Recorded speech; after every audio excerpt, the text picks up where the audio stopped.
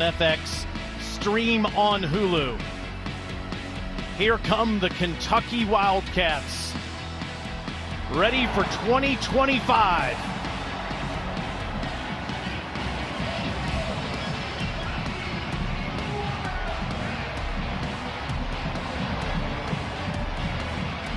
Playing one of the best teams in the group of five today, the Toledo Rockets, here on SEC Network. He's the College Football Hall of Famer, Matt Stinchcomb. I'm Taylor Zarzer. Alyssa Lang's on the field. You'll see her in just a second. Kentucky's had to wait 9 months to play a football game. Toledo 8. The wait is over. Yeah, both these teams have to be eagerly anticipating today's matchup for two different reasons, really. The way it went last year for Kentucky, just the 4 wins. Toledo probably eager to get restarted. 8 victories, 2 of them versus Power 4 teams, 1 of them here in the Southeastern Conference. Well, Kentucky has a bunch of fresh faces, Mr. Stinchcomb. 55 of them on this roster, including their brand new quarterback, the ageless Zach Calzada. Yeah, he doesn't lack for experience, a familiar face around this conference. Spent time at A&M, Auburn, and now finds his way to Kentucky. And this isn't new for the Wildcats. They've been able to go into the portal, bring guys into this program who with varying degrees of success, the zenith of which was probably there with Will Levis there in the middle. They're looking to recapture some of that magic at the quarterback position. And they think that they've got the ingredients in Zach Calzada. Regardless of quarterback play, you got to move the guys around up front. And that's the thing that Mark Stoops wants his identity to be again, energetic physicality. And that's the hallmark of Mark Stoops' teams. They're very physical, blue-collar kind of guys.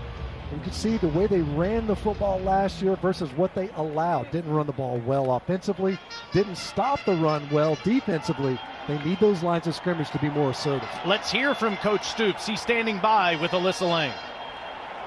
2 words yesterday, energetic physicality. That's what you've asked of your entire team. What does that look like for them today? Just high intensity. I want great energy. I want to play between the, in the whistles, obviously. No extracurricular. First game of the year, everybody's going to be amped up. We're tired of playing each other. But I want to see great energy, and we have to be physical. Well, Zach Calzada in Kentucky have a tough opponent today. The Toledo Rockets, coached by Jason Candle, have one of the best programs in the group of 5. You think back to what they did last year, the last time they played an SEC opponent.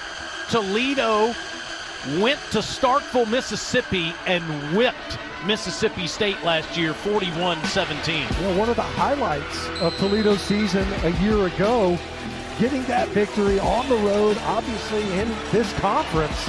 And as you mentioned, a decisive victory, but a bit of an up and down season for Toledo. They capped it with that victory in the bowl game over Pittsburgh. Can they pick up where they left off? You see it there. If he wins today, he's the winningest coach in school history. We think we have one of the best games of week 1. Let's get ready for Kentucky and Toledo.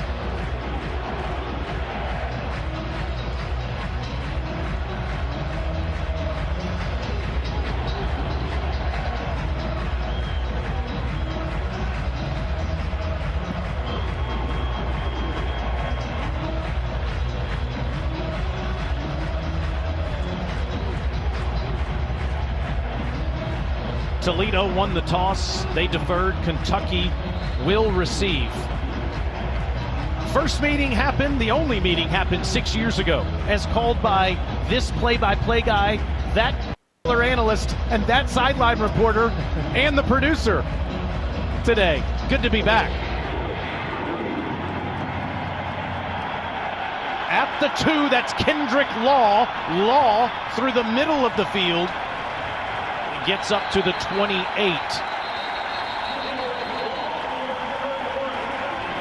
You already see one new face in Kendrick Law. We expect to see a lot more of him today, not only as a kick returner, but as a wide receiver and maybe even in the backfield. We talked about Zach Calzada.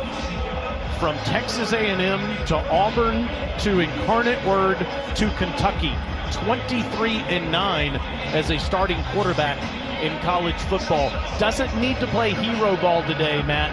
Just needs to run the offense for Kentucky. They talked about it a lot. He even mentioned, I'm a game manager, kind of trying to talk himself into that role. Don't need to be risky early on in this contest. On the first play, another fresh face. Seth McGowan, first carry as a Cat. A flag comes down as he gets up near the 35-yard line. Today's referee is Kyle Olson.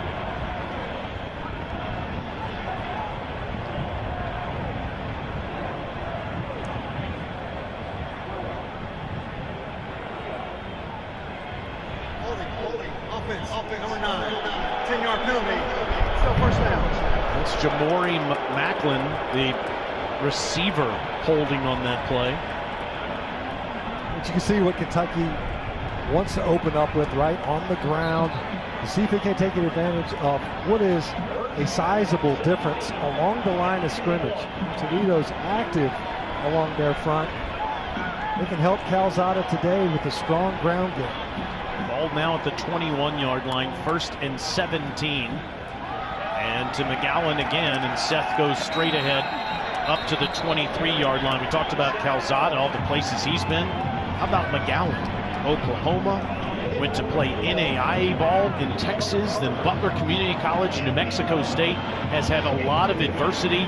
But he led New Mexico State in rushing last year with over 800 yards. They expect him to be one of their bell cows in the backfield, along with another new face, Dante Dowdell. We'll see some of him today. 2nd and 15 for Calzada. Plenty of time, and underneath pass is caught. Out past the 30-yard line goes Willie Rodriguez. It's a pickup of 8. It'll be 3rd down. And Kentucky's really excited with what they have in Willie Rodriguez. Not a big guy. He's not going to be a big thumper, although they do use multiple tight end sets more than most offenses. Today we'll expect to see more of just one tight end, one back. Rodriguez in that bunch of receivers towards the top of your screen. Kentucky was only 33% on 3rd down last year. Struggled to stay on the field.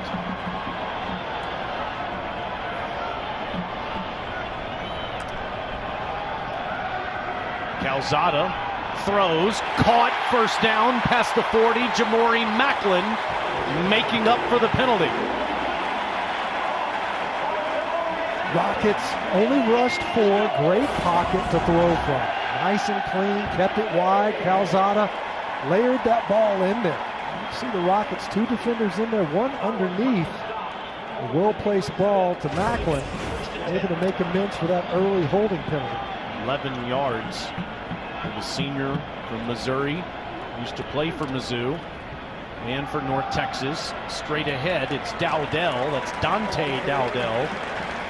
He played for Oregon, where he was limited for a couple of years. Then he went to Nebraska and ran for over 600 yards with 12 touchdowns. In fact, led the Huskers in rushing last year.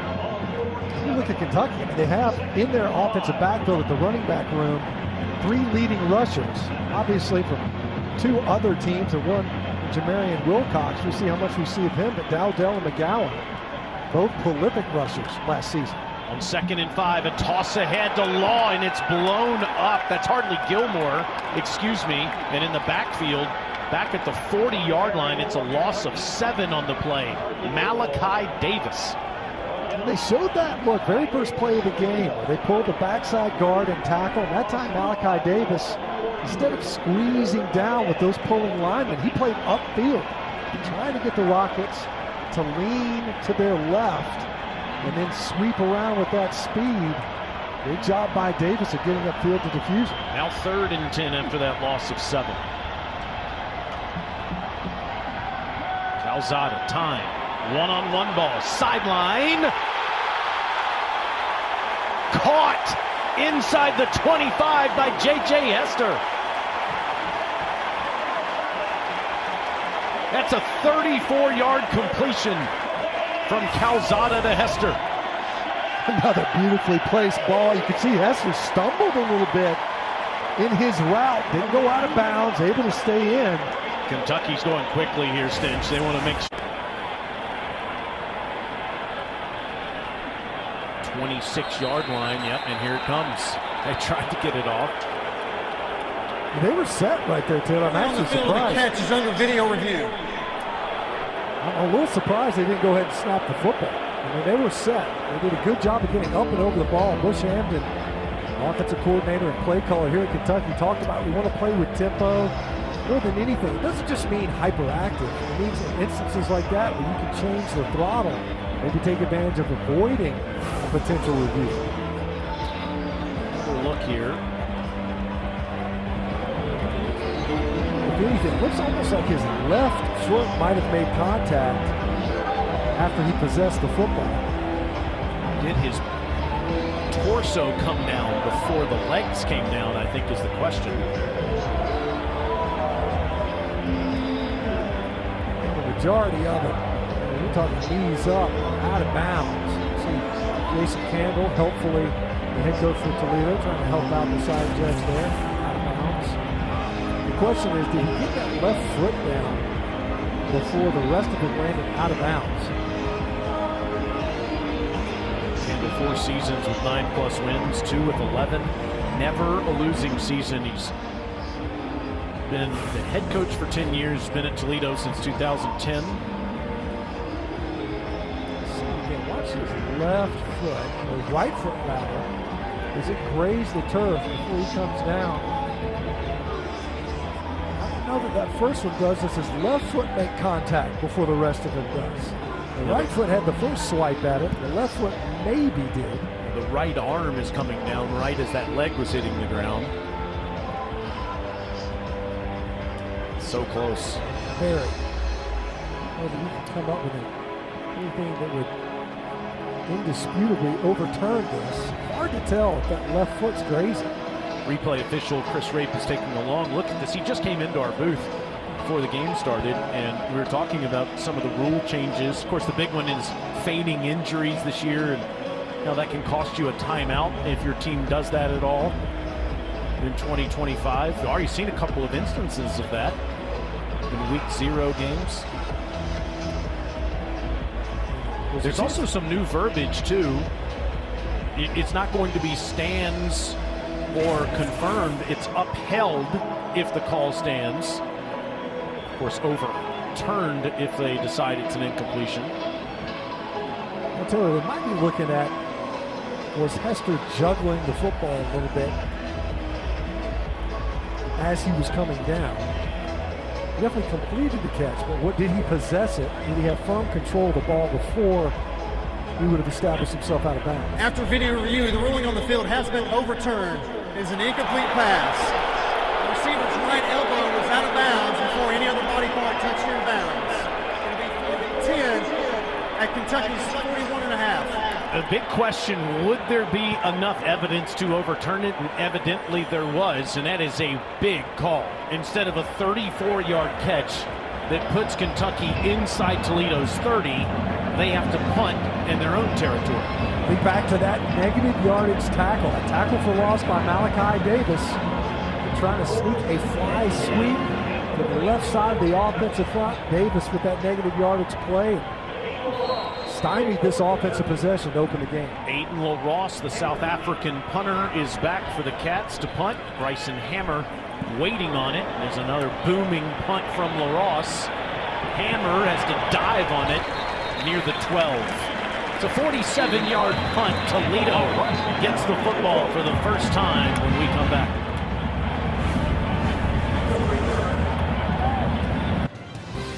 Welcome back to SEC Network College Football, presented by Allstate. Toledo Rockets have the football for the first time in 2025. No score here in Lexington. Tucker Gleason is their quarterback. His 5th year at Toledo, his 6th year in college football. He's thrown for over 4,100 yards, and he had 2 Power 4 wins last year, beating Mississippi State, beating the Pitt Panthers. On the first play, it's a handoff to a familiar name to Cats fans, Chip Traynham. Traynham spent last year at Kentucky, 2 years at Arizona State, 2 years at Ohio State. He's been all over the place. They couldn't get him healthy in Lexington. His fully healthy, competing against the Cats now, playing for Toledo. No gain on that first play as Sam Green made the tackle. 2nd and 10.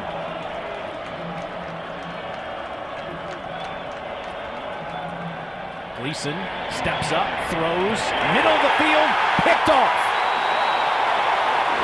J.Q. Hardaway.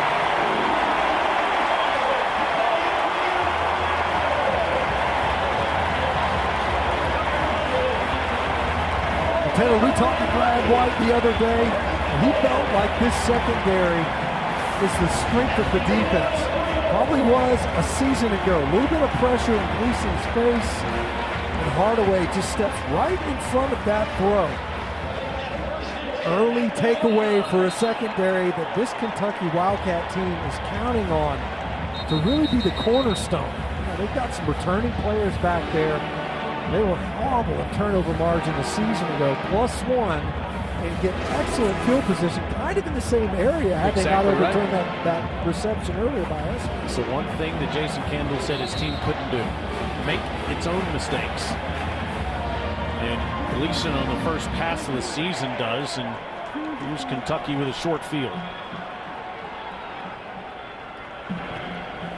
Handoff, Dowdell hits the hole hard. And he's past the 25, climbs down to the 24. It's going to be interesting to see here at the beginning of the year, Matt, how Kentucky uses Dante Dowdell and Seth McGowan. It seems like it's simply getting to know these guys. Who has the hot hand? You're in the game.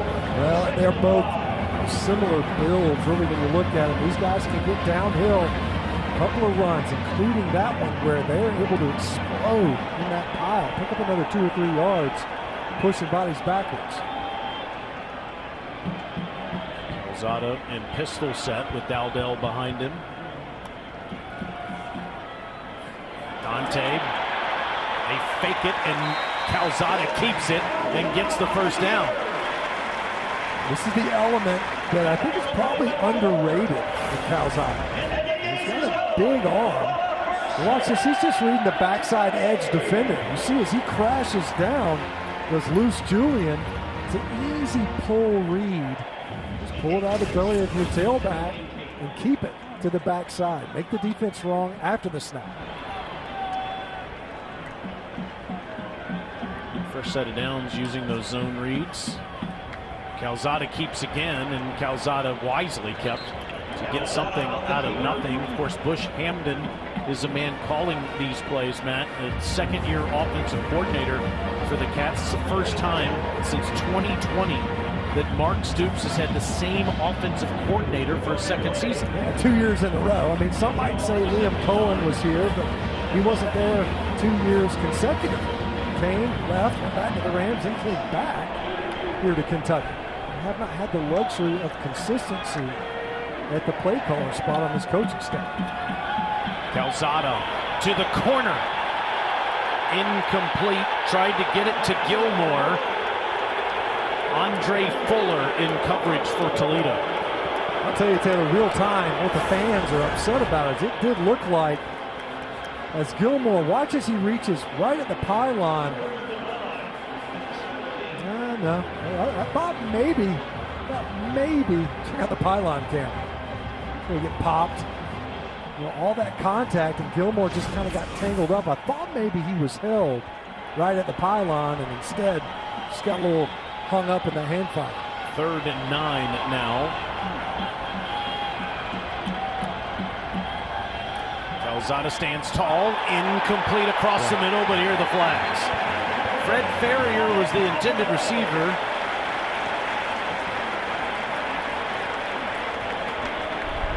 Pass interference, defense, number 0. Ball he placed in the spot of the foul. Automatic, first down. You called it before the officials called it on Nasir Bowers. Just a little bit early. See him hook, upfield arm.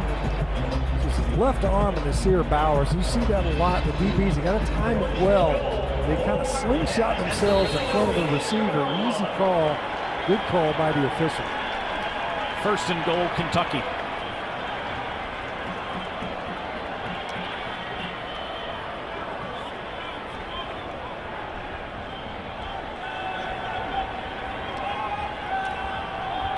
Seth McGowan to the goal line. At the 1, he is down. 2nd and goal. Excellent push. The left side of that offensive front.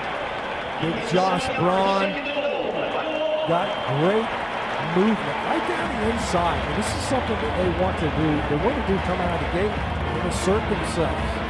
When we say energetic physicality, no better way to demonstrate that than with a downhill A-gap run right next to the center and guard.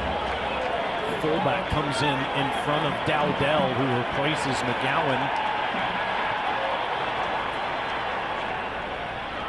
Dowdell follows him, but doesn't get in, at least yet. And they're marking him short. They're trying to blast it in there. So just wrap big Jalen Farmer around it. I thought maybe Dowdell on his second effort was able to get in there. Great job by the Rocket defensive front. What you've got there is you've got a ton of humanity, and then you're pulling a guard to dump in another 320 pounds. Great job of anchoring that point of attack by the Rocket defense. The way the offensive line has played early, I think the negative yardage play on the sweep. There's 5 seconds left on the play clock here. A long time. And Calzada barely breaks the goal line. Touchdown, Kentucky. He barely beat the play clock, but he puts Kentucky on the scoreboard first.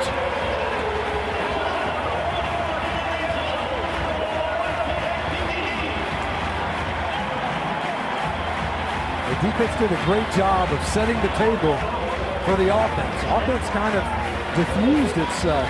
Tackle for loss, holding penalty, incomplete pass on a deep ball on 3rd down. Defense did a great job of creating that short field for the offense to punch it in. And Mark Stoops over there talking with his quarterback, probably talking about that management of the huddle. Yeah, I'd like you to break the huddle before 5 seconds left. Jacob Coway makes the extra point, and Kentucky strikes first. The Wildcat defense, they're hoping they return to form. A little pressure. Gleason gives a gift to the Wildcats, and it costs the Rockets 6 points. Kentucky up early.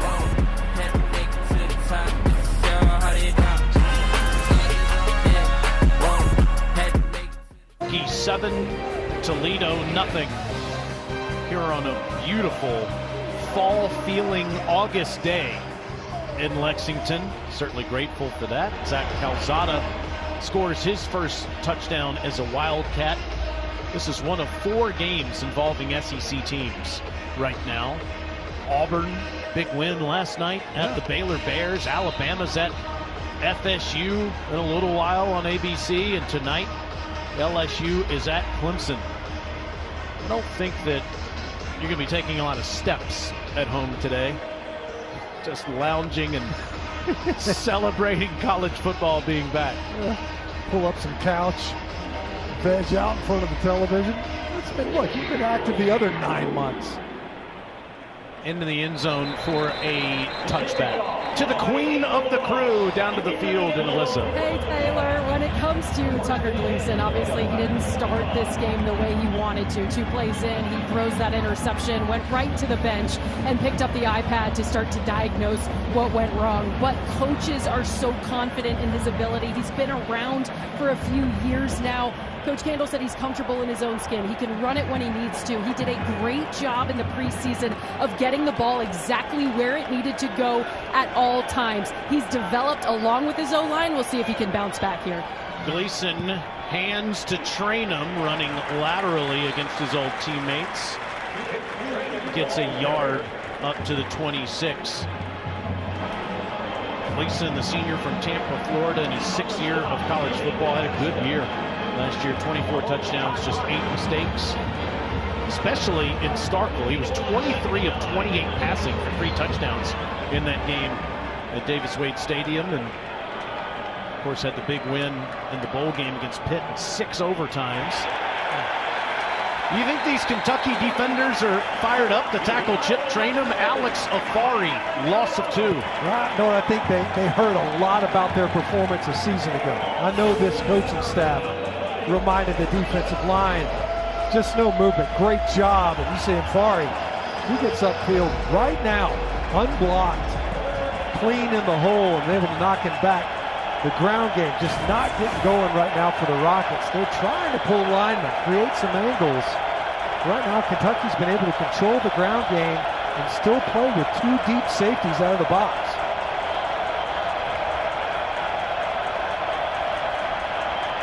Gleason gets out of there.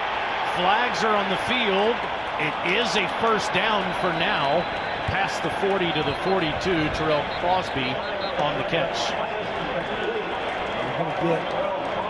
Stephen Souls was helmetless. Those usually don't pop off on their own.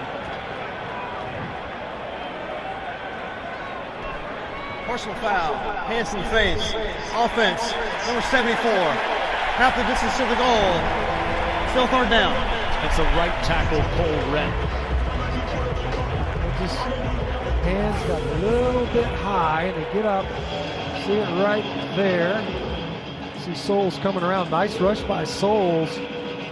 Usually, when you're getting edged as an offensive tackle, you don't have time to replace your hands. Wherever they are is where they got to stay. You're just trying to hang on for dear life and hope your quarterback steps up. That time, Rhett gave the solid face massage to Souls, cost his team. Third and Hodgenville. Gleason across the middle, caught by the big tight end, but well short of the first down. Jacob Peterson makes the catch. Toledo will have to punt. Taylor, right now, the Kentucky defensive front, talking about energized physicality, you're seeing a couple of snaps, even on this possession, where they were able to play with 5 defenders, tackle to tackle, in the box, and control this ground game. Right now, the line of scrimmage has been advantage Kentucky. Emilio Duran punts for Toledo. Ty Bryant standing at his 25. He has to run up for this one. Can't get to it. Takes a Kentucky bounce. And the Cats will have pretty good field position after only a 32-yard punt.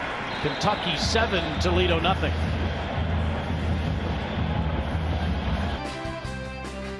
Seven nothing Cats. The temperature this morning was 54 degrees. Yeah, as God intended. This is how football is meant to be played. Zach Calzada's worn a lot of different uniforms throughout his time in college football. Remember when he beat Bama playing for the Aggies, was injured for Auburn, went to Incarnate Word, and he shined there for 2 years, and now is a Kentucky Wildcat. Talking to him yesterday, he said, I want to play football forever. I just love this game and blessed to have another opportunity. Hands to Seth McGowan. Similar story with Seth, too, as he gets up to the 49-yard line. Calzada, 10 starts for A&M in 2021, threw 17 touchdowns that year. Didn't play for Auburn, injured his shoulder in 22, and then those 2 years at Incarnate Word, where he had terrific numbers. Loved his time in Texas. On 2nd and 4, McGowan gets to midfield. It'll be 3rd and 2. Again, the thing that Bush Hamden, the offensive coordinator, Mark Stoops, the head coach, kept saying about Calzada, we know he can make every throw, but we don't need him to. Just operate the offense, don't make mistakes, be the more physical team. I think that's the part that they want to make sure he understands. That's the question mark. Don't get too aggressive. You see Toledo loading up. You see both linebackers walked up in the inside. Can Kentucky get push if they get a downhill run call here? On 3rd and 3, Calzada off his back foot, picked off. At the 46-yard line, Nasir Bowers. I don't know if there was a miscommunication there on this play. It's like the receiver just stopped on the route. Calzada, you see it just stands up. He's throwing off his back foot.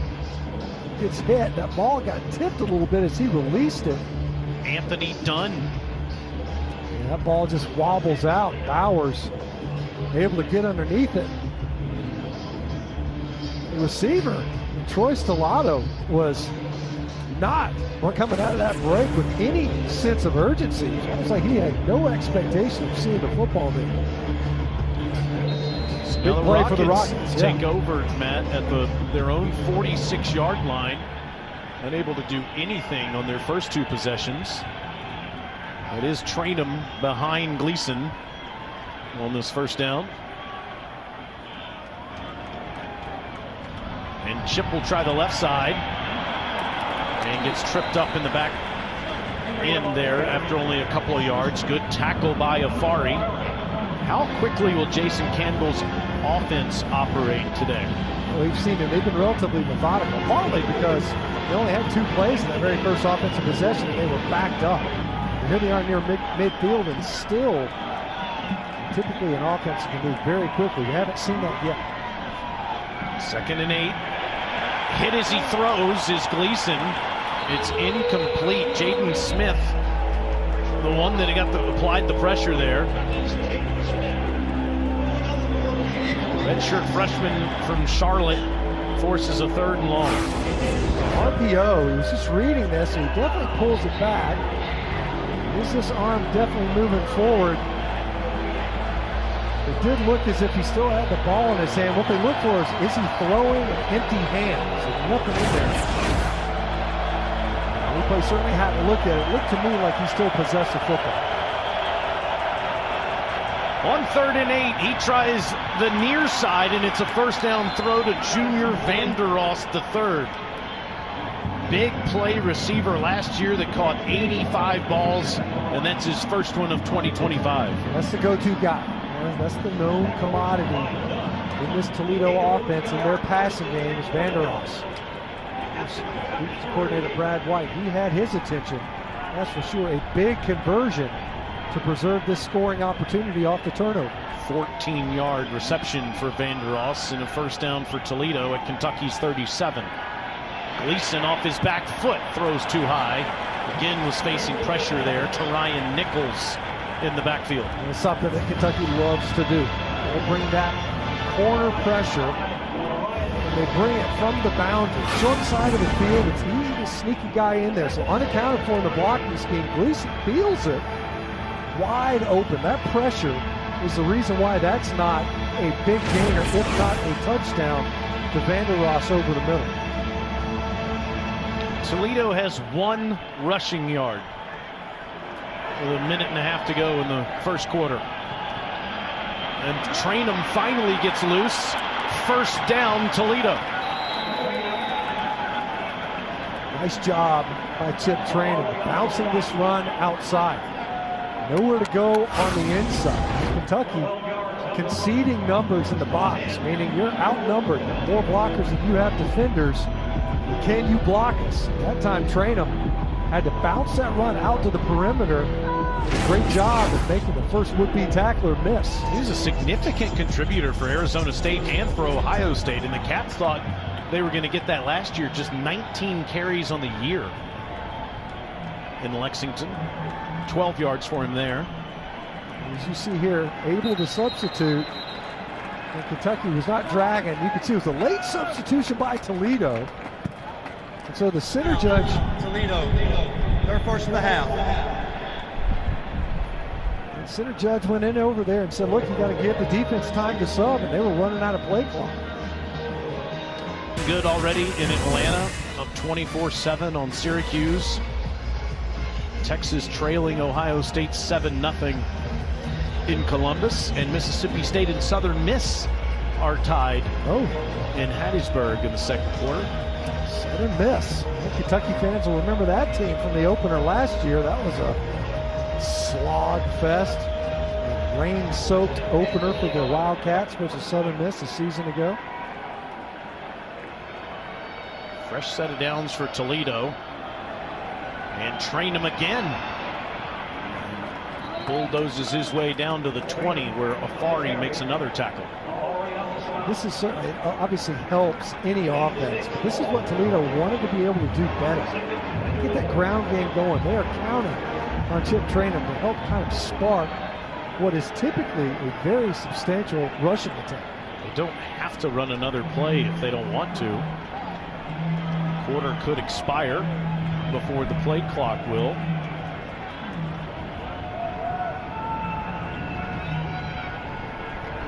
But they do. And Traynham is patient, and he gives Toledo another first down. As we start the second quarter, college football is back in Lexington. Cats 7, Rockets nothing.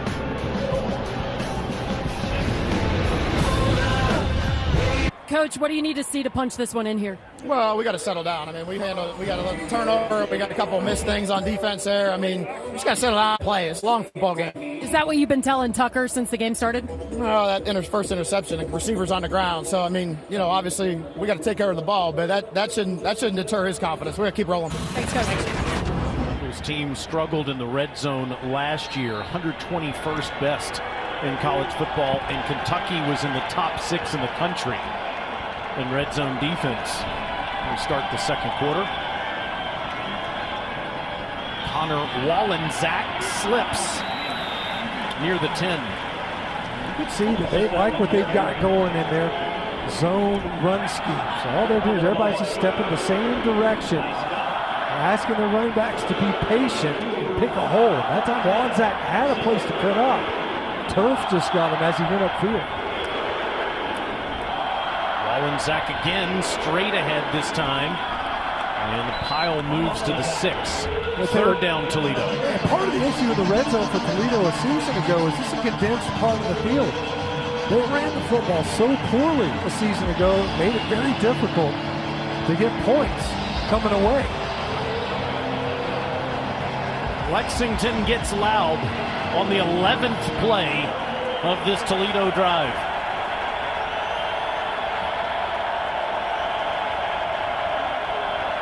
Gleason quarterback run, 3rd and 4. It'll be 4th down. Stopped at the 4 by Josiah Hayes. At Kentucky, we're in that 4 down, little 4 defensive linemen. They just didn't get that far upfield. Wasn't as much running room as you'd anticipate. You see a big sub. I don't see a kicker coming on the field. No, they're bringing in bigger bodies. Toledo just subbed in, tight end.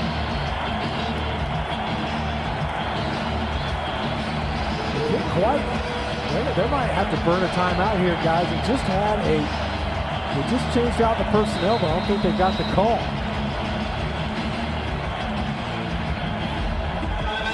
Coach Campbell and Tucker Gleason get to talk about it. We're back with 4th down next.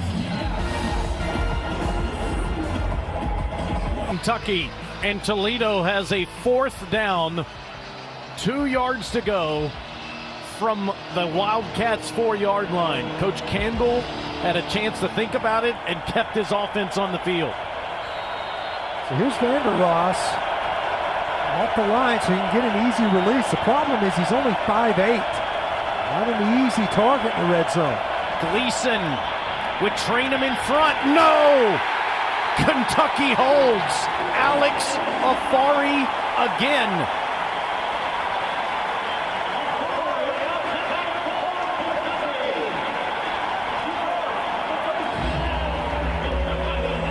Great job by the Kentucky defense, bowing its neck. Great job of stringing this play out on the edge. Read it right away. Great job by Afari, just closing downhill. It didn't matter. There were others. Hardaway as well. That's the 6th tackle for Afari. An accidental football player, born in Italy, moved to Ghana, and then moved to the United States when he was 8, and said to his friends he wanted to play football here in the States. He meant soccer. So they took him to play football. And the rest is history. Semantics. Really enjoyed meeting with him yesterday, Alyssa and I, as Calzada stands in his own end zone and still has the ball, and that's a safety. Langston Long gets him for 2.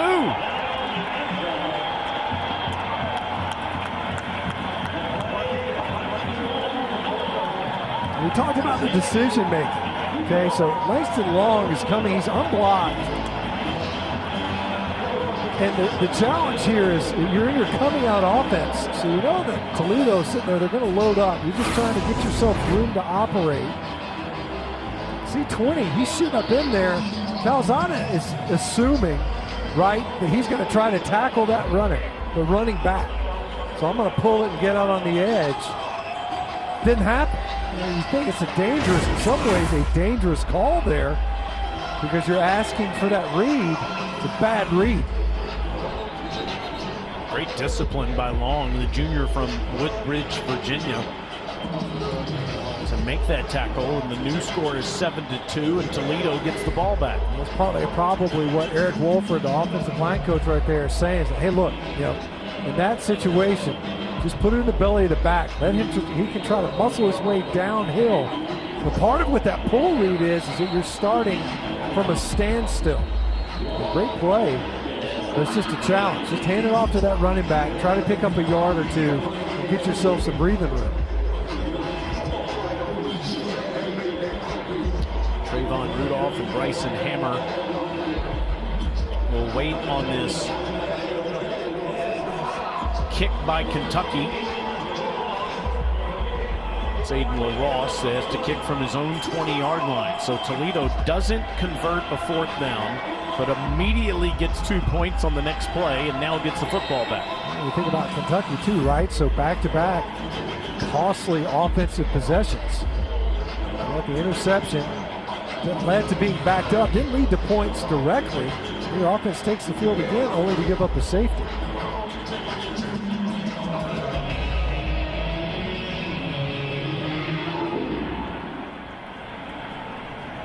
That is Rudolph at the 10. Toledo will get it at the 23-yard line. How about Kentucky's defense so far today? They've been really good. I mean, you think about the way they've been able to control the run. There have been a few that have been able to bounce outside, squeak out some yardage in the ground game. But largely, this Kentucky defense, that's been the story of the game so far. Great job finding ways to turn Toledo away on the heels of what would otherwise be short fields. Brad White is the defensive coordinator in his 7th season in Lexington as the defensive coordinator. He's been here even longer than that.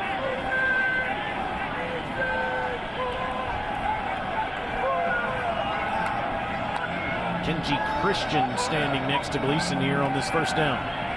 And to Christian across the middle. Kenji near the 30. It's a pickup of 7.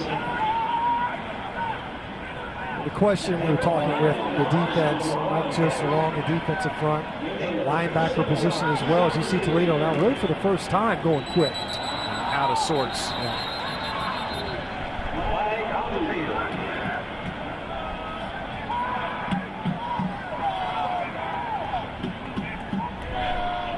False start. Offense. Multiple linemen. 5-yard penalty. Late second down. Both coaches this week and on the field stressed how difficult it is to play a week 1 football game in 2025 when you have all these new faces that transfer in, and here's a case in point. Yeah, well, center's just late with the snap. Everybody else isn't wrong. We've got 10 guys moving and 1 guy not. Sometimes the center is the one that's wrong. Gleason on a low snap, fields it cleanly, chunks it down the field over the hands of his intended target there, Christian, who was covered up.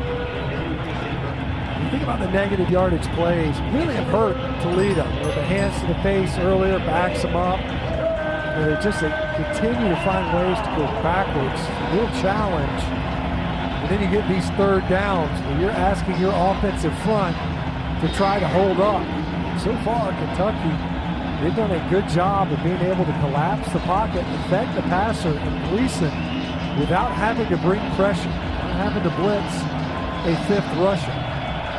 Toledo's 1 for 3 on 3rd down today. They hold on to the ball, but now they're 1 for 4. Steven Souls had the original hit on the quarterback there. Gleason able to cover the football, and Toledo will punt it away. Brad White was excited about what he might have in a pass rusher in Steven Souls. Watch him edge Rhett and get that right arm up. Play the ball. You don't have to sack the quarterback. Get the ball out of his hands. Great job by Steven Souls. Excellent awareness. You could see that get off. First step quickness that he has. We talked about affecting Tucker Gleason as a passer. That has certainly been the case so far. Duran in his own end zone. Fielded by Bryant at midfield. Trouble fielding it, and it's recovered by Kentucky.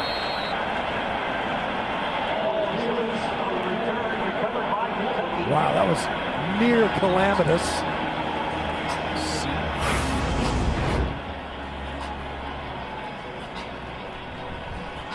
I wonder, I think he just lost track of where the football is. You could see the gunner kind of waving his arm.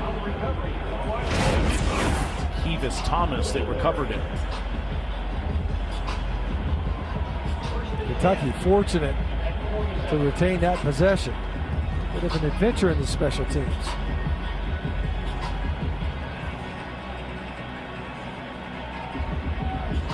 Good field position for Kentucky at their own 47-yard line. Calzada making his debut for the Wildcats in year number 7. Did score Kentucky's lone touchdown in the first quarter. Moves the pocket to the right. Now back to the left. And gets a couple of yards. Chris Apollonia ran with him the entire time. Trying to get him a simple read, simple completion. Just nothing there. Sprint out, just trying to move that pocket nice and clean, make sure he wouldn't have a ton of pressure. Nowhere to go with the football. You think about that decision. Got hit as he threw, interception, then the safety. Got to do something to kind of settle your quarterback down.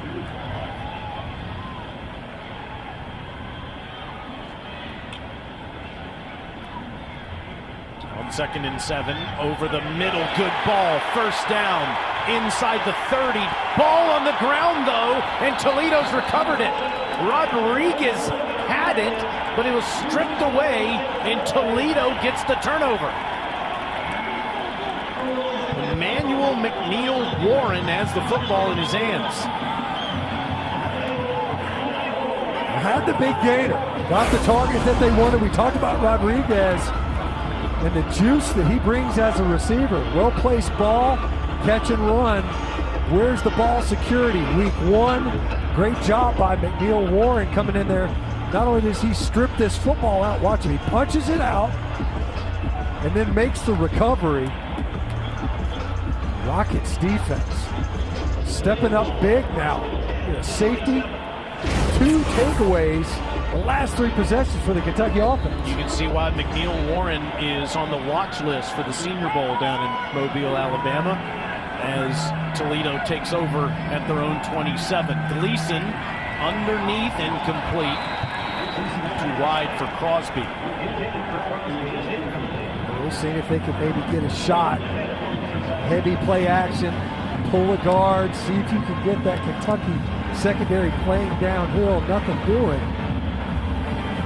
See if you can try to capture that momentum, because as good as the Rockets defense has been, so too has been their Kentucky defensive counterparts. Very difficult to move the football for the Rockets here in the first half.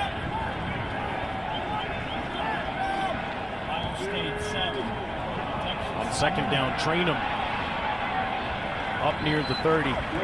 No stench we expected in week 1 for teams across the country to be a bit sloppy and play football, in Kentucky's case, in 9 months, and a lot of other teams like Toledo in 8 months. Sure, you get a couple scrimmages against yourself in August, but when it gets real for the first time, there are going to be errors early in the game. Yeah, and the other part too is even though it may have been more recent for others, these are new teams. So many new faces having to chill and gain experience. Another 3rd down for Toledo. They're 1 for 4. Gleason trying to bubble, gets it to Trainum, gets loose and gets Toledo the first down. Well, Taylor, there's a couple of things you could do to try to slow down the pass rush or take advantage of what is otherwise a defense that's getting consistent pressure like Kentucky is. The screen game may be the most dangerous. 13-yard pickup. Now Gleason will carry it himself and take on Kentucky defenders up to the 47. That time, Toledo, we talk about the tempo as you see Gleason kind of trying to shake off that hit he just took. See if they could catch Kentucky sleeping. They were empty in the backfield and jumped the football. Let's see if they could get the Wildcats defense without their cleats in the ground.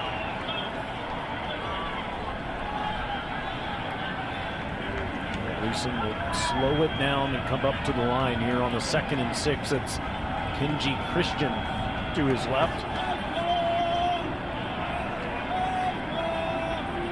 Christian tried to get the corner but couldn't. Tackled at the 49 by Quashid Scott. Great job by the defense. Bottling him up on the edge.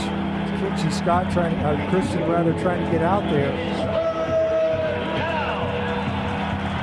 The challenge we'll see here is, once again, you saw a second ago, the screen game popping up. The difficulty has been the Wildcat front four. When they've got just 4, they've been able to get to the passer. You see a heavy formation, tight end and an H. 2 tight ends moving to that other side. See if they're a part of the protection scheme. Trainum right at the marker. The 47, let's see if he got it. David Rayner makes the tackle. They've been in heavy horse downhill run.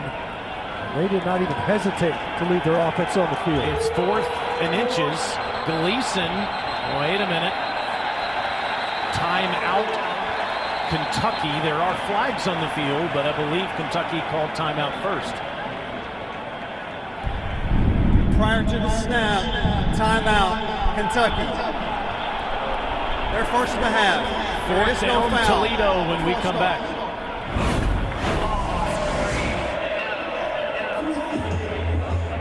Fourth down for Toledo. Just past midfield, just inside the 48-yard line of Kentucky. They need to get it to the Wildcats 47 to move the chains. They already got the run on that 3rd down, 3+. They're able to dent the front. You see them in an I formation. Let's see if I can draw your attention. See this guy right here? That's called a fullback. You don't see those in football anymore. See if they hand it off downhill to pick up this first down. They hand to Trainum. He goes backwards again. Another Kentucky stand.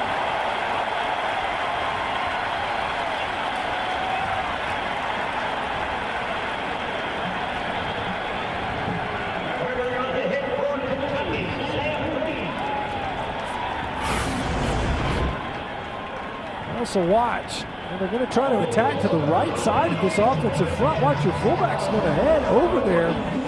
Trainum ends up a little bit wider. You see it tuck up underneath there. Instead, really, they get tackled by his own fullback. Great job by Kentucky. What they're really trying to do is just dent that edge. Pull your play side guard. Lead up in there with your fullback. Kentucky wouldn't have it. We talked about it in this game. The line of scrimmage largely has been controlled by the Kentucky defensive front. No better indication that 4th and 1 stop. Calzada hands off. And inside the 45 goes Dante Dowdell down to the 43. This is a good answer for Kentucky.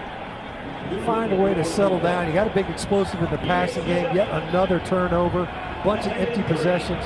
Can you get the ground game going? Early on, it seemed like they were intent on establishing that. See if they get back to it here.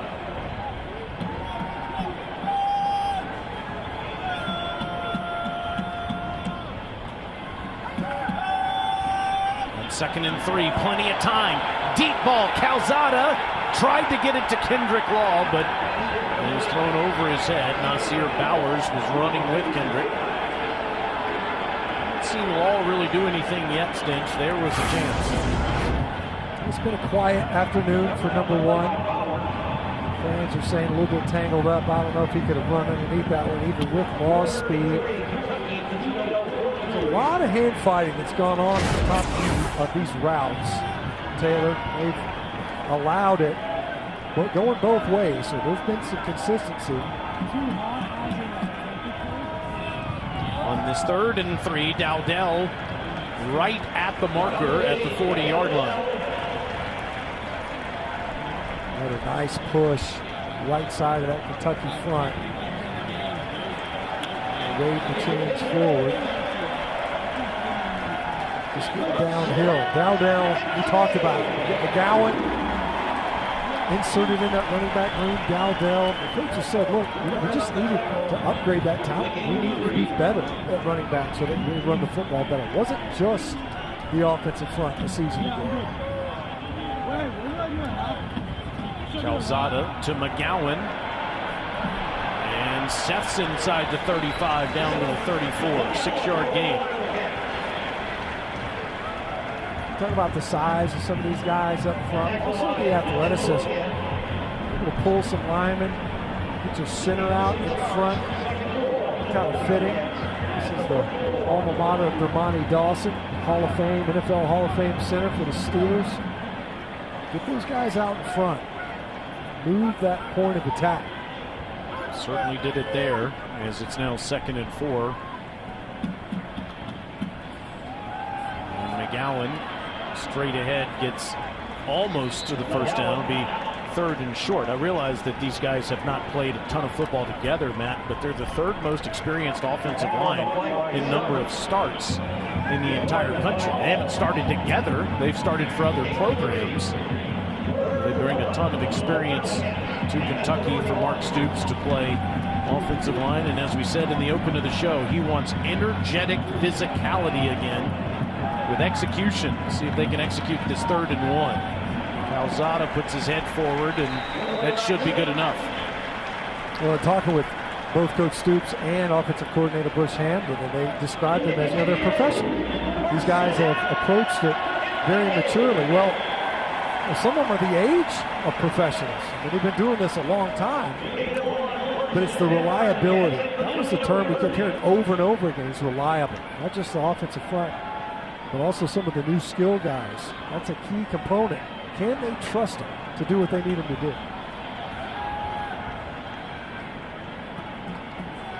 They hold on to the football as long as they can here. Calzada pumps, flushed out.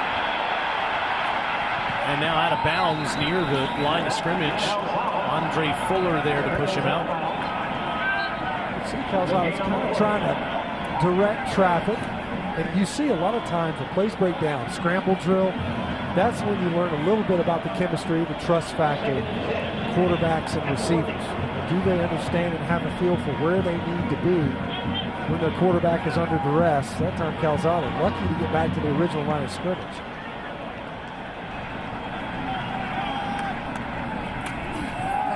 Dowdell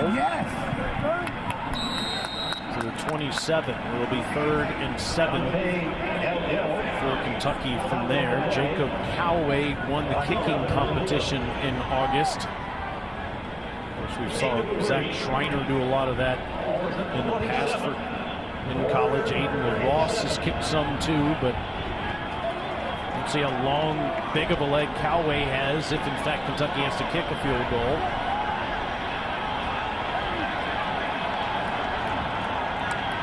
It would be a 45-yarder from here, but Kentucky's thinking about a first down.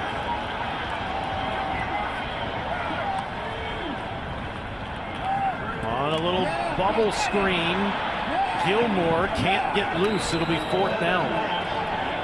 They're trying to get the left tackle, Pete, out in front. Just didn't get there in time. It was not going to be a very positive play regardless. Toledo defense all over that one. See Pete out there, just didn't get there in time. Too many of Rocket defenders having diagnosed. Got out wide quickly. And here is a 45-yard attempt for the man from Billings, Montana.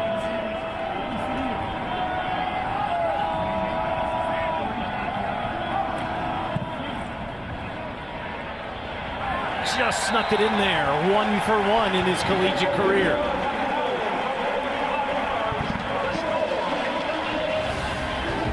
.204 to go here in the first half in Lexington. Mark Stoops' team looking for a Week 1 win. They're up 10-2 on opening day.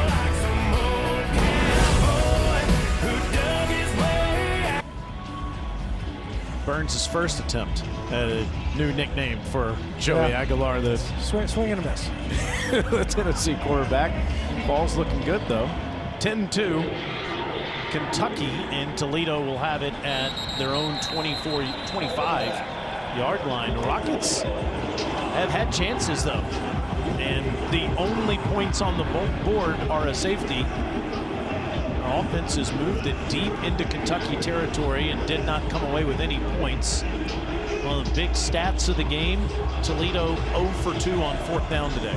Yeah, and they've been aggressive in that regard. It made total sense, right, in scoring position, just couldn't get it done. That last 4th down, great job by the Kentucky defense. Really, the Kentucky offense, they haven't been afforded great field position. They have really struggled in this football game. 2:04 left, swinging out to the near side to Rudolph, and Rudolph is out of bounds with 1:59 to go. The under 2-minute timeout back in just a moment.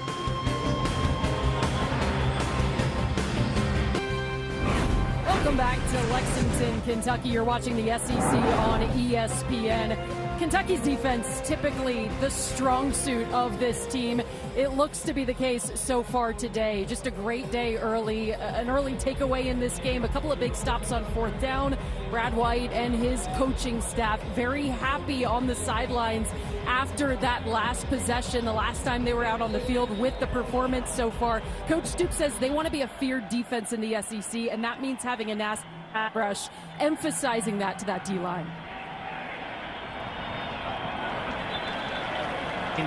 Junior Vandeross unable to make that grab. That was the biggest play of Toledo's first half, was the catch that Vandeross made earlier.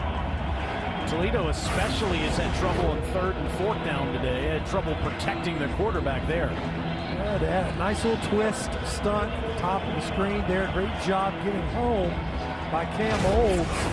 They're doing there right as Gleason is trying to deliver the football. Just has not had a consistently clean pocket all afternoon. 3rd and 6 now for Gleason.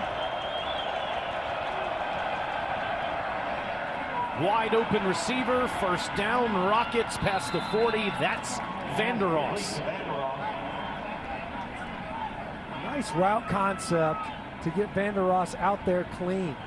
He's up kind of picking inside defender, rolling down from the safety spot. Standing there wide open, easy completion for the Rockets. 14-yard completion at that. Gleason, plenty of time, throws off his back foot.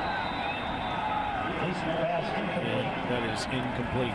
2nd and 10 at the 43. Let's toss it down to Alyssa.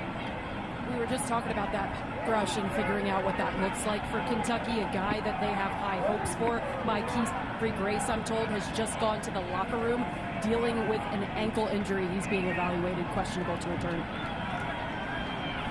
10-2. Just a reminder, Toledo gets the ball first in the second half, too, so some points here, and then you get it right back. Gleason, nothing open, throws complete underneath to Trayvon Rudolph. It'll be 3rd down for the Rockets. Clock continuing to run. Rockets just with the 1 timeout. They had to burn the 1 because of a late substitution earlier, and then thinking over a 4th down.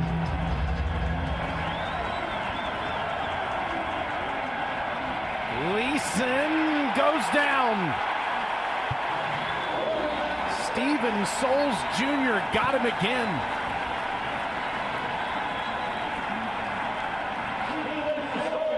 Both edges end up getting home. This has been the story all afternoon. The Rockets, with an obvious passing down, they really struggle to hold up in protection. So watch, both of these edges right here are going to win upfield. Flushing Gleason. Souls wins inside. Smith got there first and forced Gleason to kind of step up. Souls was there to clean him up. Ball came out right there. Gleason able to get back on it. And Mark Stoops wisely calling the timeout there. He only has one left now, but 1:15 to go in the half. Try to get yourself in field goal position and tack on 3 more before the break. Just mentioned it earlier, Taylor, right? So Toledo gets the ball to open the second half. And because this was such a quick possession, when they talk about that middle quarter, the end of the second, beginning of the third, what Mark Stoops is trying to do is try to inject a little bit of offensive opportunity. His defense did its job once again. Rockets didn't really eat much clock. It's not just trying to score or move the football, but burn clock so that your opponent doesn't have time to work. With that timeout, Kentucky able to preserve plenty of clock now to try to operate. We have not seen them, the Kentucky offense, in an up-tempo or urgent mode yet.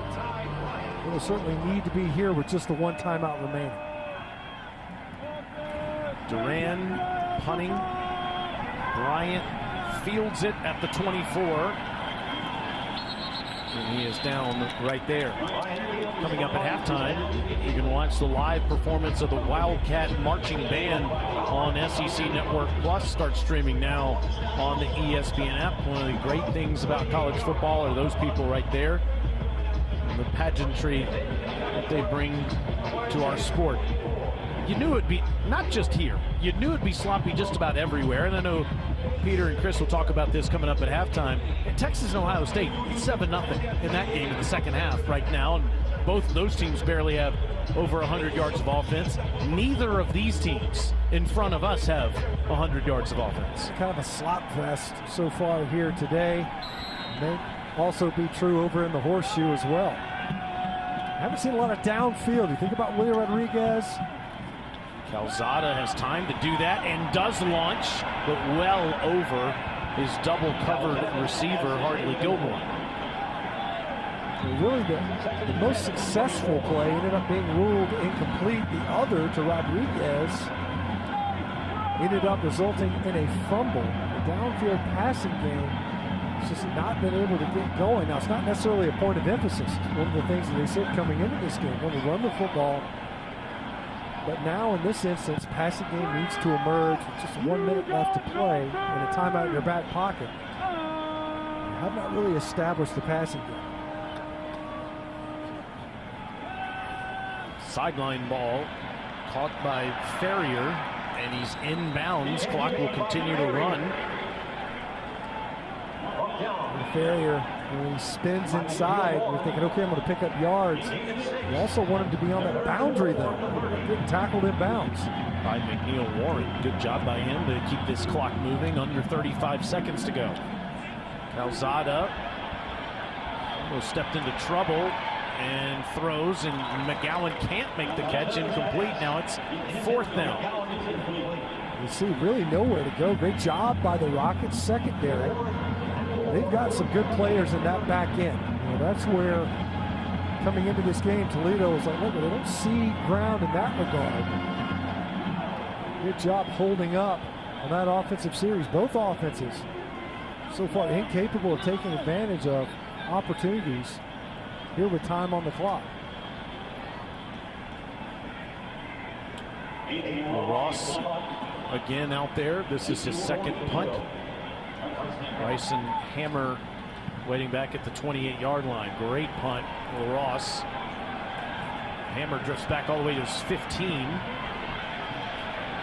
he's tackled at the 18-yard line with exactly 18 seconds remaining. It's a 54-yard punt by LaRosse. Both teams went away from campus this summer. This is Kentucky's trip that we're looking at, their summer retreat in Baghdad, Kentucky.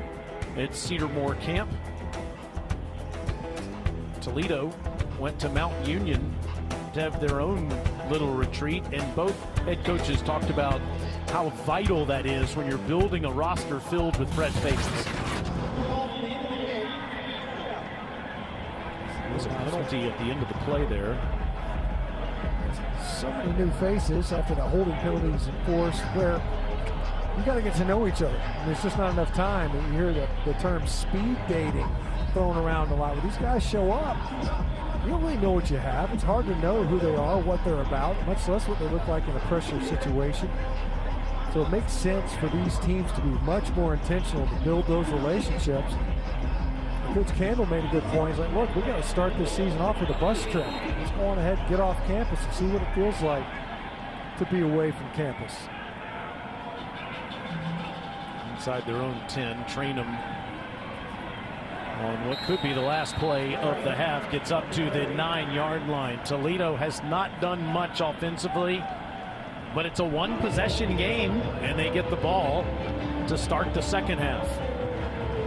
More of a defensive struggle, really, when you think about it. There's a Kentucky scoring opportunities, both set up by the defensive side of the ball, the Wildcats. Mark Stoops, of course, is a defensive-minded head coach. And he is walking right now to Alyssa Lang. Coach, seen some frustration on the face of your offense on the sidelines. What will you say to them at halftime? Oh, we got to settle down. We're our own worst enemy. You know, the safety was a bad decision, and the fumble, obviously. We're in great field position. We got things going. First game, everybody wants to make a lot of things happen, and we're making some mistakes, but we just got to settle in and play. On the other side, how would you evaluate the intensity your defense is playing with? Defense is playing well. We had one critical third down in a critical moment. We didn't execute very clean. Got outflanked in a simple play, and outside of that, we're doing some good things. Thanks, Coach. Okay, thank you. All right, let's send things back into the studio for a recap on this half and a look around the rest of the SEC. Peter Burns, take it away. Kentucky leads Toledo 10-2. This is my friend Matt Stinchcomb. I'm Taylor Zarzer. Alyssa Lang is on the field. I'm required to do football with you. Our 8th That's right, year 8 years, pal. together. If you were to look at this stat sheet, if you like offense, this would not make you very happy right now. But if you're a defensive guy, man, Kentucky on 3rd and 4th down, terrific. Yeah, no question. Turnovers, you like takeaways, seen a couple of those, even a safety. Defense is scoring in this game. Started early, though. Interception, receiver kind of slipped down for Toledo. Led to a Kentucky touchdown. A great job all day long has the Kentucky defense of collapsing the pocket, able to punch it in. To me, this has been the story of the game, has been the defensive play, both sides of the ball. Safety here on a bad decision by Calzada at quarterback, just hand it off. Instead, the Rockets able to get on the board with that safety. But the Kentucky defense has always found a way to get a stop. You know, even when it seems like the momentum's swinging the other way. A lot of turnovers in this game so far. Kind of sloppy on the offensive side of the ball. So starts at the 25-yard line, toss it down to Alyssa. Thanks, guys. I just caught up with Toledo head coach Jason Candle. I said, what was the message at halftime? He said it really hasn't changed from the first half. We haven't been able to get into any kind of rhythm offensively, and it's all been because of self-inflicted wounds. I said, is that because it's just week one? It's some week one jitters? And he said, yeah, pretty much. We have to just keep chipping away and get into some kind of rhythm. We'll be okay in this one.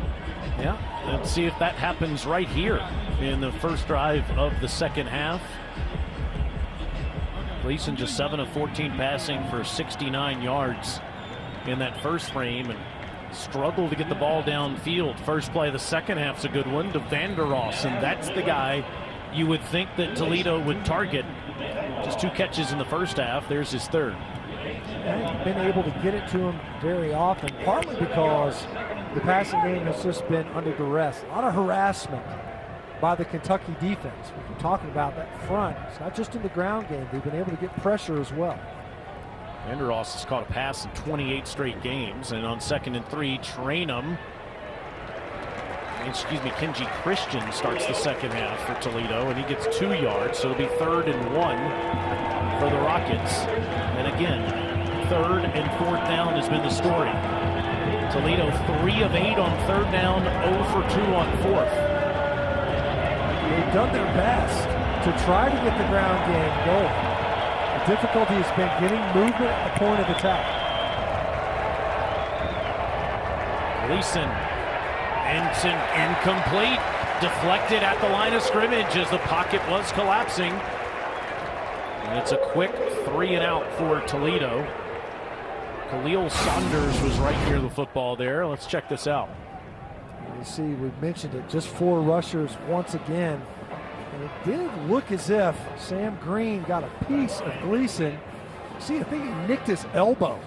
It looked like Sam Green, transfer in from Southern Cal, played a lot of snaps, a guy that they've been counting on. We've seen a lot of these edge defenders emerge in this game, something that the Wildcats had a question coming into it. Duran, 4th punt. Bryant to take a good Toledo bounce. And it'll be marked down inside the 13 at the 12. 54-yard punt. Rolled about as far as it flew, and Kentucky will take over inside its own 15. What did you think of Zach Calzada in his first half as a Wildcat? Well, it was choppy, to say the least. I mean, you look at the passing numbers, finished with just 50% on his 12 attempts, 6 completions. They tried to push the ball downfield, not very successfully. You think about the interception, was hit as he threw. The safety decision, when they're in their coming out offense, decided to pull it there. So it hasn't had a ton of success, but partly this has been a very up and down, kind of a choppy first half, really for both of these offenses. And neither one of the new backs, Dowdell or McGowan, has been able to turn loose yet. Calzada throwing on the first play, and it's to Dowdell, who gets to the 10. That's a loss of 2 on the play. Kendrick Law, we haven't seen much of him yet today either. They did target Law once in the first half. They thought numbers 1, 2, and 3 would be the primary targets for quarterback Zach Calzada.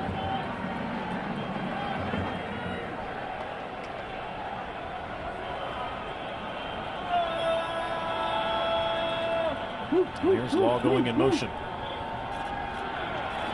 Calzada, deep ball, flags everywhere, incomplete.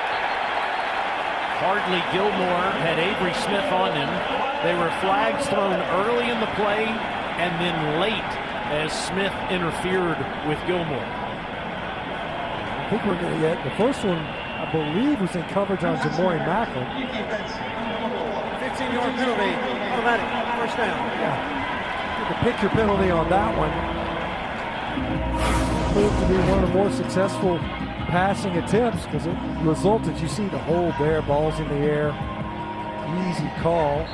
That's one of the penalties in college football where you're like, that's a strategy. You're beaten, so why not just hold them? It only costs you 15 yards instead of it being a spot foul. Gilmore, who spent the spring semester at Nebraska, is now back at Kentucky. On first down, downhill running for Dowdell. Up to the 32-yard line. It's a pickup of 6. You see, get a couple of big pullers, pull that right side of the offensive front. With these gap scheme runs, powers and counters, something that Kentucky does their best, really in their ground game. I feel as if they've now got the horses at running back to really put teeth in some of these plays.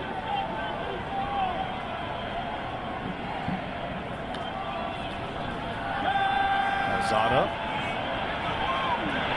to Kattus.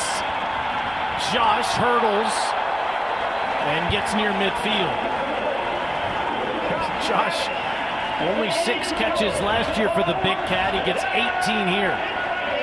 The coaches will like this for a lot of reasons. One, great pocket to throw from, but you've got about 7 guys in there protecting, so it should be clean. It's almost max protect, but it's the decision to check it down to Kattus here. Try to force it downfield when the coverage is there. Is it required to hurdle now if you're a tight end? I feel like it should be. McGowan. Seth gets near the 45. This is one of the best quotes I've ever heard a quarterback say about a teammate. Calzada yesterday said about Seth McGowan, he runs like he's mad at the ground. And he looked mad at it right there. That's actually a heck of a quality when you think about it. Last thing I want is for you to get down. You just keep running. You stay on your feet the whole time, you're one heck of a running back. He's definitely taking advantage of it. They mentioned these transfer portal guys, they understand their opportunity. And McGowan again running angry for a first down to the 39-yard line. You do. You see him when he runs. It's all kneecaps and elbows. And he's very active as he's getting downhill. Guy has bounced around. We mentioned it. There's another opportunity here to contribute at the collegiate level. They'll take advantage of it. Started at their own 12. Now they're inside the Toledo 40.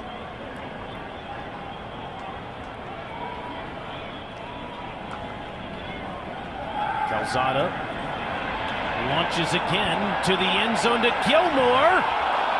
Incomplete. He got his hands on it. Neil Warren was down there with him. How about that? How about this mentality here in the second half? So this time you go max protect again. 8 guys in there effectively to keep your pocket nice and clean. Gilmore had a shot at that one. That time could have reined it in. Ball just finds its way to the turf. Catchable ball that time from Calzada downfield. Now third down and long for Kentucky. Calzada throws quickly, incomplete. Tried to squeeze it into J.J. Hester. Hester was covered up. Now it's fourth down. That was Kavion Sherman in coverage. What are we talking about? Excuse me, it's third down now. And speaking with the coaches pregame, we talked about how even on some of these throws, the shorter throws, underneath throws, intermediate routes, they have to get there with such velocity. That time that ball just bounces off of Hester's hands. So now third and 10.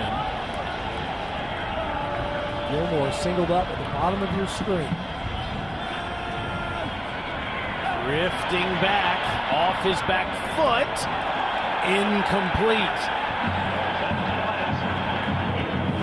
Trying to get it to Gilmore again. He's been targeted several times. Now it's fourth down. Great pressure. That time by Avery Dunn. The Rockets defensive front. The right side, Alex Walschlager. It's worked on the spin move, and that forces Calzada further back in the pocket. He has to throw off his back foot as he's falling away. Trying to get it in there to Gilmore, just not enough on the ball. Kind of no man's land here, Stitch. Yeah, tweener spot. Toledo 39, so LaRosse comes out to punt. Try to pin the Rockets deep. Mile high in the sky and fielded by Hammer at his 7-yard line. Toledo pinned back deep again. College Game Day presented by Home Depot next week, live from Norman, Oklahoma. Michigan will play the Sooners there, and we will miss Coach Corso. Across the middle this time, it's caught by Eric Holly as Tucker Gleason with a good first down throw. Melissa, I'll never forget being on the field with you, watching the ESPN app as we watched Coach Corso make that last pick. Yeah, and the stadium roaring behind him. I feel like I'll have a Coach Corso story. Mine was back in the year 2000. Young Alyssa was a diehard Virginia Tech fan. Watched Coach Corso pick Georgia Tech. Then his car was struck by lightning moments later. Thursday night game. It's over the head of Gleason's intended target, Jacob Peterson. And the next time College Game Day came to Blacksburg, I think it was the very next season, Coach Corso said, I don't know what a Hokie is, but God is one of them. And I had a t-shirt that said that I wore proudly. That's great. He is just a treasure and will continue to be. We certainly will miss him on College Game Day, but it was great to celebrate him to start the college football season. No question. They should let him keep that Brutus mascot head, by the way. Surely there's a replica he can hold on to. There's flags down on the field at the beginning of this one.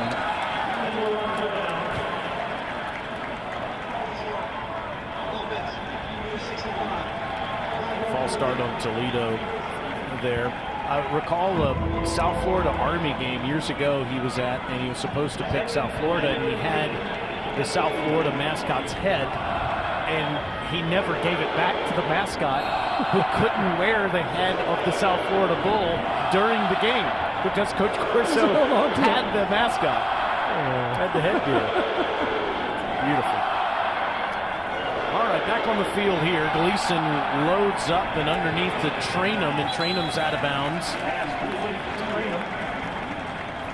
Pushed out there by Landon Watson. When you look across college football right now, I realize that I haven't had a whole lot of offense in this game. Ladies and gentlemen, if you can hear me screaming in some bar that you're watching all the games on right now, this is the closest game in the SEC right now. One possession game, third down Toledo. It's 3rd and 9. The Rockets trying to get something going offensively. Cats have been terrific on defense. Gleason throws. It is incomplete. Oh my goodness. 2 different guys had their hands all over it. Eric Holly and CeCe Ezerim, neither could catch it. And as per usual, Gleason with the pressure breathing down on him, and you could see, 2 different shots at it. Couple of Rockets in the area, just couldn't come up with it. Picked up where we left off in the second half offensively here in the third quarter. Just exchanging possessions for both offenses. Duran, another punt.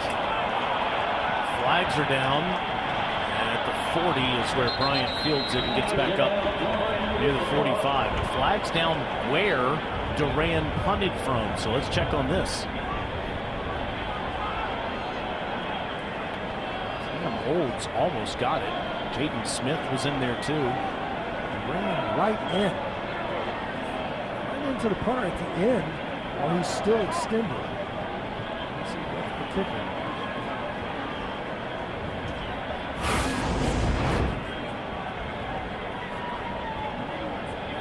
See, the ball is clearly away. Just didn't have any idea, I think, where he was relative to the punt. Was Olds. Running into the kicker, defense, 21. It's a 5-yard penalty, remains 4th down. Agree with that, Stinch? Would you have called roughing, or was that running? I actually do think it would be running. The fact that he was already back down, he's got his leg, he's still hanging it up there, so I think that you see Olds ultimately runs into him. And Olds is resisting, too. He's trying to get away from him there, so do it again. 4th and 4 as Duran comes back onto the field, and Ty Bryant just past midfield.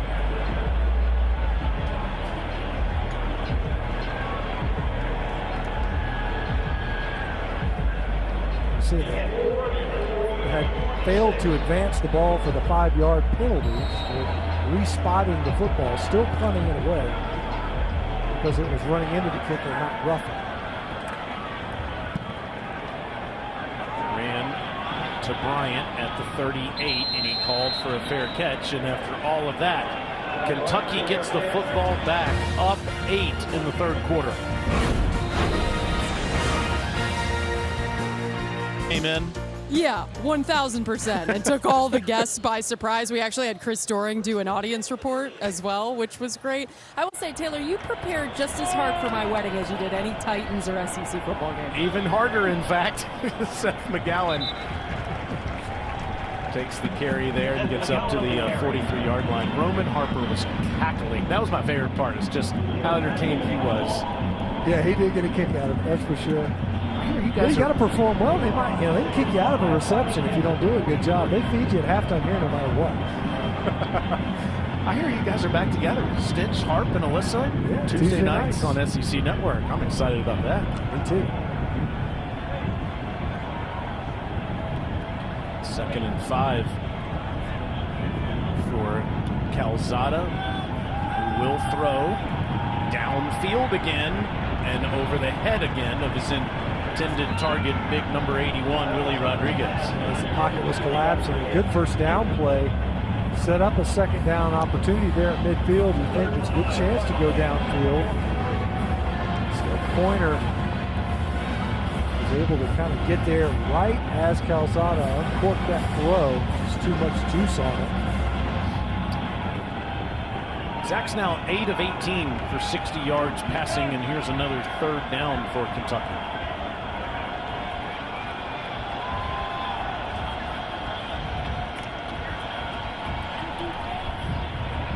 Underneath ball, that's a good one. That's a first down, and that's Josh Kattus.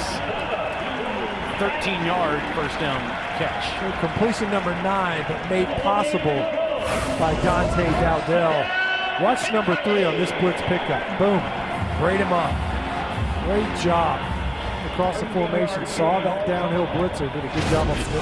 And now Dowdell literally runs into his teammates. I think he almost lost his footing as he was approaching the line of scrimmage.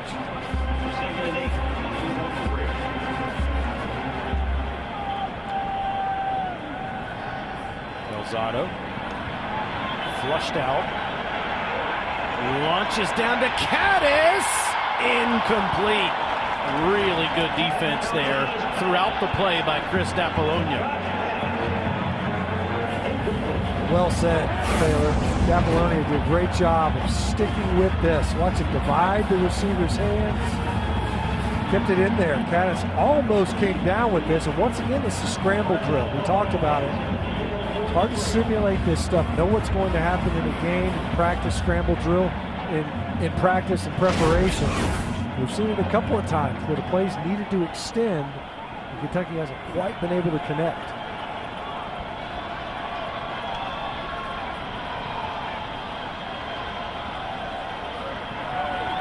Calzada over the head of Hester, and now it's fourth down.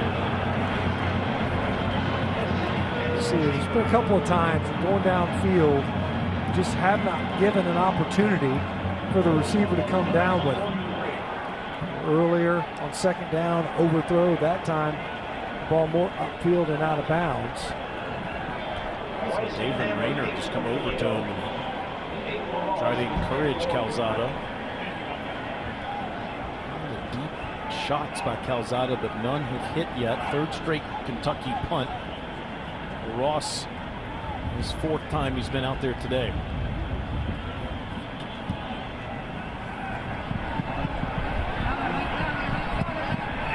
And into the end zone he goes. So Toledo starts at the 20. Still a one-score game in Lexington.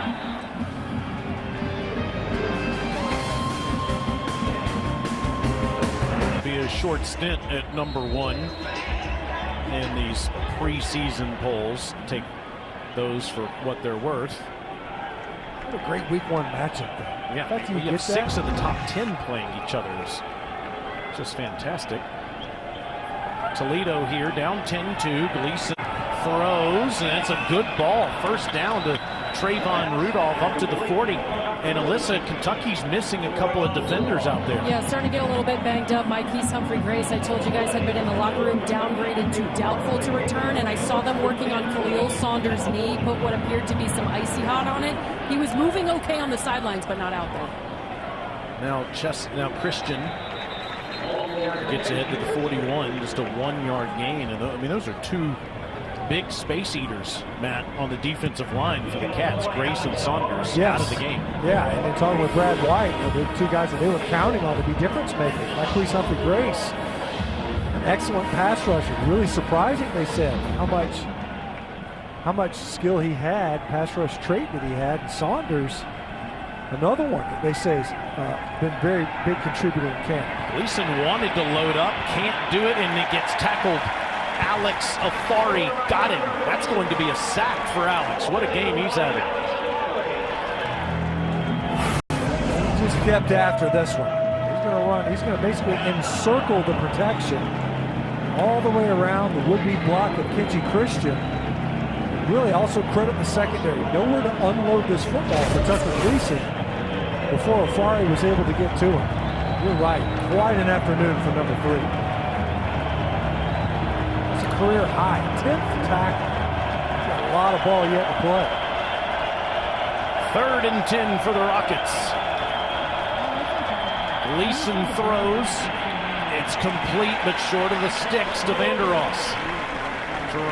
Jamarion Nichols forced him out, and Toledo's offense goes back to the bench.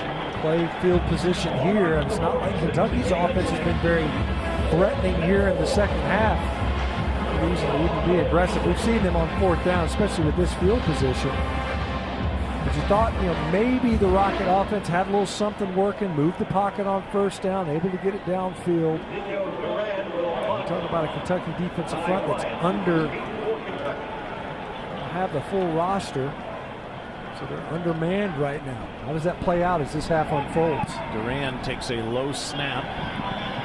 Bryant comes up to field it at the 24. It's a short punt. It's 31-yard punt.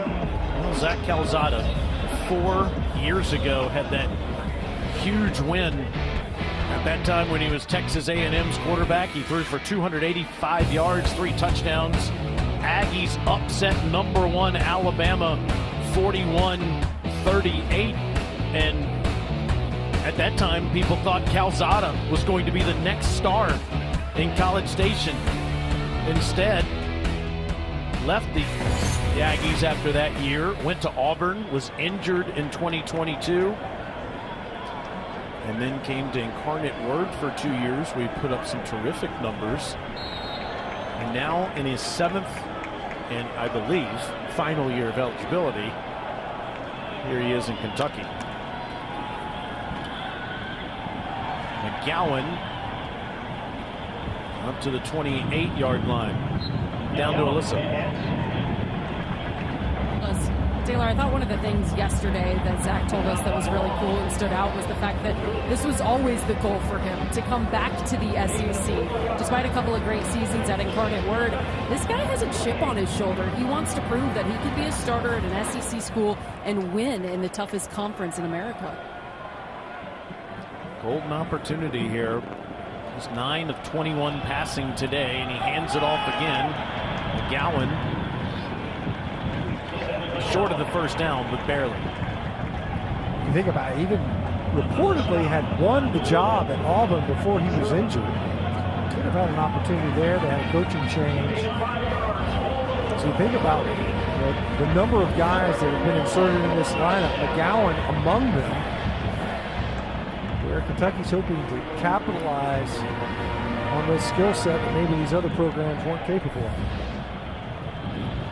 3rd and 1.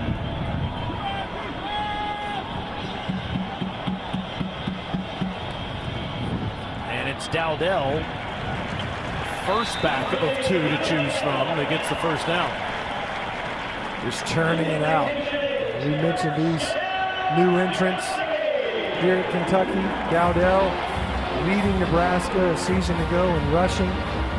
614 yards on the ground. Counted for 12 touchdowns, started 7 games for him.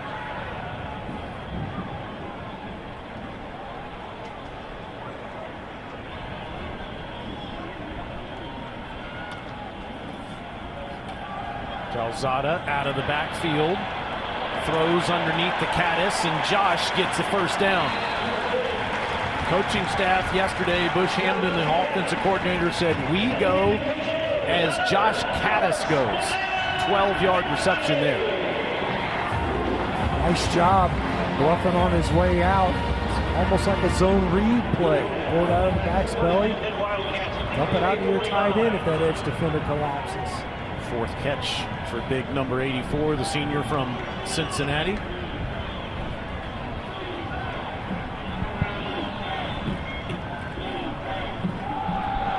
There's Dowdell. Biggest run of the day for him, and he's down to the Toledo 35. Tackled by McNeil Warren. Really nice cut by Dante on that carry. Saw it on the back door, watch him press it play side, and then just run to daylight. You almost took that run running straight downhill. Everybody's blocking to the right. Those holes usually pop open on the back side. Dante Dante, 10 carries for 50 yards. That the long run of the day for 16. And now it's Seth McGowan's turn. And look how hard this guy runs. Gets past the 30-yard line. He has had quite the story throughout his collegiate career. Began 5 years ago at Oklahoma. Has kicked off the team there for issues off of the field and was out of college football the next year. Then went to the NAIA. Butler Community College 2 years ago and had an outstanding year for New Mexico State last year. Calzada keeps it. And he dives near the marker, just short on what should be the last play of the third quarter. Kentucky is clinging to this one-score lead, but they're threatening to increase that as we start the fourth quarter in Lexington in week 1 of the college football season. Now the officials are getting taped up. It's week 1 for all of us. Could put Ohio State and Texas in one of the boxes, Toledo and Kentucky here in another one using that multi-view. Tennessee and Syracuse there in the fourth quarter. Vols are up double digits there. He should be ready to go. You gotta be safe out there now. It's a lot of action. Dante Dowdell. Boom. And Zach Calzada. And it was Calzada who kept it there on that 3rd and 1 to get the first down for Kentucky. Kentucky a fresh set of downs at the Toledo 25 and up 8. Trying to make this a 2-score game. They've had to earn it more on this drive than they have on their previous scoring opportunities. Just kind of been grinding it out.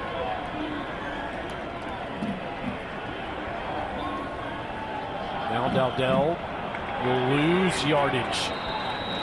Good game by Chris D'Apollonia. He's been everywhere. Fought off the block, get a couple of pullers out in front. D'Apollonia able to fight through all the traffic. Get yet another tackle. You see these negative yardage plays, right? So you're finally moving the football. You're in scoring position just outside of this red zone fringe area. And I see you want us to start losing steam. The quarter came at a bad time. Kentucky was really starting to settle into a rhythm. Loss of 1. Calzada keeps it. Immediately tackled there by Emmanuel McNeil-Warren. Now 3rd and long. Really nice tackle by McNeil-Warren. He was coming down from his safety spot. You know, that read was a clean one. The backside edge defender collapsed. He was chasing those pulling linemen. But what Calzada didn't see was McNeil-Warren spinning down late from safety. It's 11th play of the drive. Kentucky has only thrown it once. You would have to think they're about to do it again here. Kattus at tight end, who's proven to be probably the most reliable receiver. Calzada to the end zone.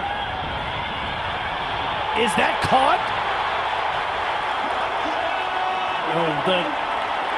The officials are saying incomplete. The public address announcer is saying touchdown, but the officials disagree. There are flags everywhere. There's an incomplete pass. Pass interference. Defense, number 0. 15-yard penalty, automatic first down.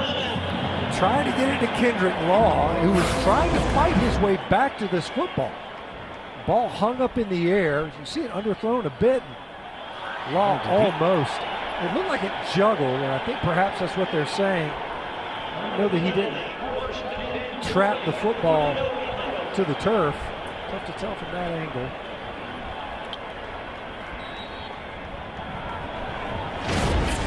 Law has been targeted a couple of times today, but still officially without a catch. That was an impact play, though. It's 1st and 10.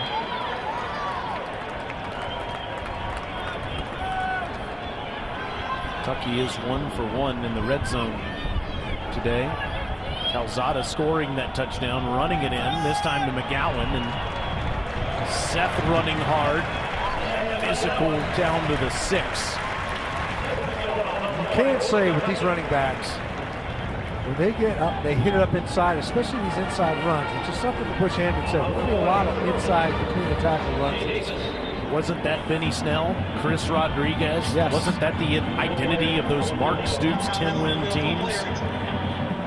Bigger, thicker runners. McGowan goes about 215, 220. Dowdell's closer to 230.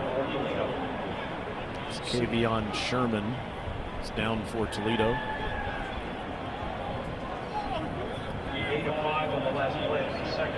And we'll take a break here with 12:36 to go.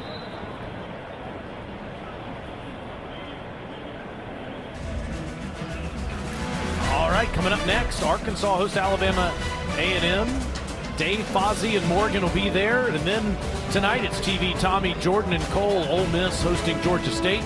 Oklahoma, Florida, Vandy. You can stream them on SEC Network Plus and the all-new ESPN app. So it doesn't matter where you are if you want to watch that.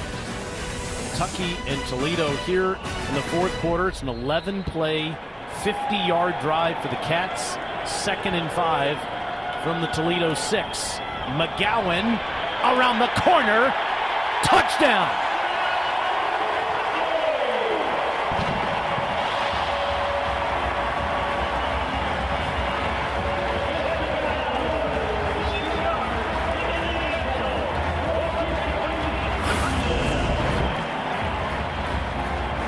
Does a good job of getting outside, capturing the corner, and just show him just enough speed to get to that pylon. Kendrick Law, they had him kind of running that orbit motion through the backfield to get that defense leaning the opposite way that they intended to attack. The Cats, for the second time, finding their way into the end zone. Coway with the extra point. Seth McGowan has waited years for a chance to play in the Southeastern Conference. He runs hard and angry into the finish. Cats are up 2 scores.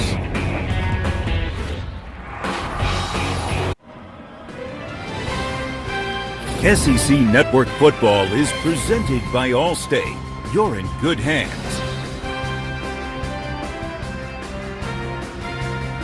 SEC Network Football presented by Allstate. As you see the Cats from the pylon cam scoring that touchdown. 2 rushing touchdowns today for Kentucky. First by quarterback Zach Calzada. That one by that man Seth McGowan. And the lead is 17-2 for those that are flipping over after watching Ohio State beat Texas. Welcome to Kroger Field here in Lexington, where Kentucky's trying to start the season with a victory.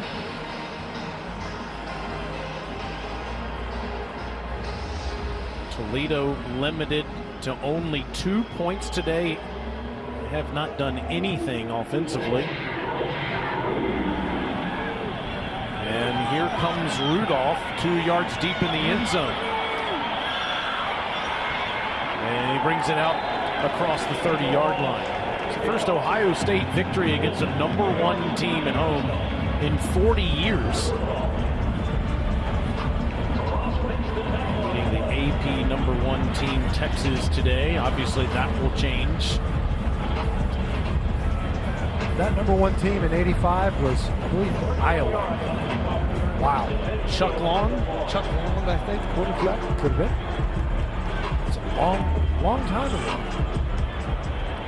So see if Toledo can take advantage. The Kentucky defense is now a little bit deeper into their depth chart along that defensive front. I mentioned no Humphrey Grace or Khalil Saunders on the field on the defensive line. Tucker Gleason mount the comeback. It's a good start, crossing midfield to his target, Vandeross. The best plays of the game, 23 yards. Had a great matchup, working against Afari, who's had a heck of a game. But a linebacker versus one of your better receivers. It's a matchup you want to exploit, and did. The ball there that time by Gleason. Plenty of time to operate from the pocket. Not something we've been able to say most of the afternoon for Toledo offensively. 5 catches for Vandeross for 63 yards. Trainum, a former Wildcat, inside the 45, down to the 43. He's been quiet since the first half. How about that, though? You get a decent kickoff return and then an explosive play on first down, and you're in positive territory, just like that. Kentucky defensively has played very well most of this game. Make sure that they don't get lulled to sleep here. Gleason, pocket collapsing. He gets out of there. And takes on defenders to get down to the 38. That was Cam Dooley that hit him and prevented the first down.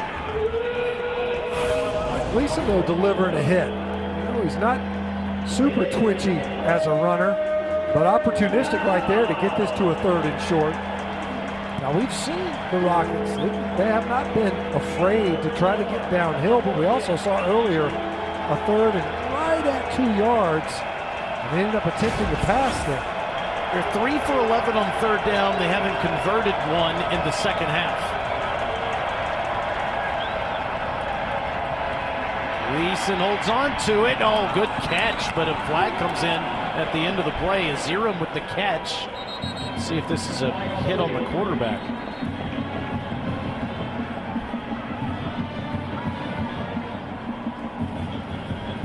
The center judge dropped the flag there. Personal foul, roughing the passer. Defense, number 92, 15-yard penalty. First down. Saunders, who did get back in there. Yeah, he sat out the last drive, Stinch, but back in there now, based on that last play. Watch this. Can't do it. You got 2 officials standing back there. You can't do it. The center judge and a white hat, the head referee. Center judge, it's an easy call. You're just gifting your opponent now with plenty of time on the clock in a 2-possession ball game. And Toledo, best drive of the game, sparked by the kick return and the early completion on first down. Second trip to the red zone today, turned it over on downs the first time. Gleason, underneath, incomplete. He's trying to get it to Ezram there, and Afari, call him the MVP of the defensive performance today. Yeah, he's been all over the field. Obviously, Vanderos got that completion and the mismatch on Afari earlier, but number 3 has been a stalwart defender for the Wildcats most of this afternoon. Can Toledo capitalize on this red zone possession? Trainum, loose, and down inside the 10, near the marker, just short. Let's see if Toledo turns up the tempo here. Yes, you can see them got over the ball quickly, but substituted. You can see that center judge over the ball. You have to allow the defense, which did. Kentucky with 2 defenders on the field. Gleason keeps it, could take off and get the first and will, and he gets the touchdown.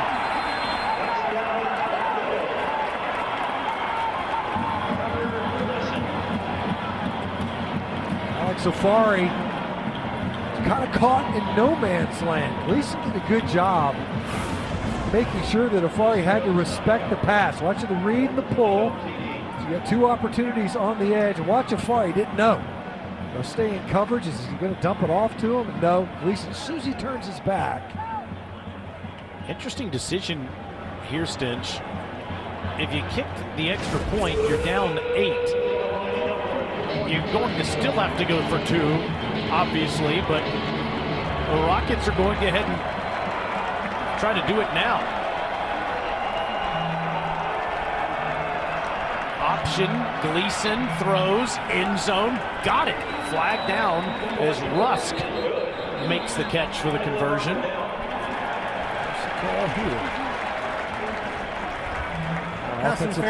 Offense, number 81, 15-yard penalty. We'll have to try again. Now you have to kick it and make it an 8-point game. I'm with you, Taylor, right?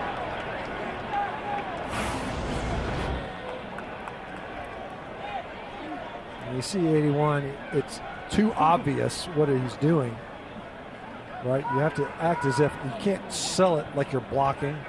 Almost literally did. Just run the route. This is just outside a 35-yard extra point try here for Dylan Kunanen.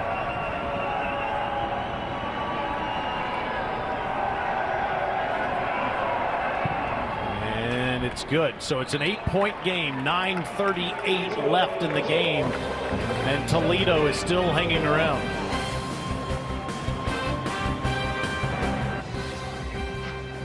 It's a one-score game again. Kentucky leading the Rockets by 8, the second ever meeting between these two schools. We were here for the first one 6 years ago when Kentucky won by 14. Thought that this guy, Kendrick Law, would make a big impact today. He's been out there for kick returns. He did draw a pass interference penalty that led to a Kentucky touchdown, but he does not have a catch yet.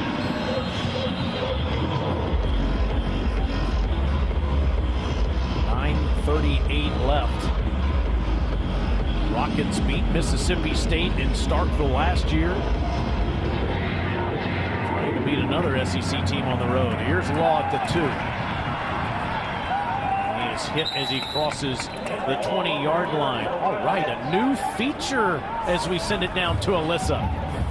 Yeah, you mentioned Kendrick Law being a potential impact player for Kentucky. Well, he makes my top 5 off-season impact transfer list. Yeah, he's been a little bit quiet today, but the coaches said his development throughout the course of the season could be huge for this Kentucky offense. Also on the list, Zachariah Branch, #1 receiver out of the portal. Remember all those drops that Georgia had a season ago? Stinch, maybe Zachariah Branch can help with that in 2025. Nicky Menwari goes early in the NFL draft. Part of that South Carolina defense that lost a lot. They're excited about Brandon Cisse, the NC State transfer coming in, and some talented wide receivers between Casey Concepcion and Kevin Coleman Jr. as well. Yeah, great list there. Dowdell, watch out! Trying to hit the home run ball. Dante, goodbye!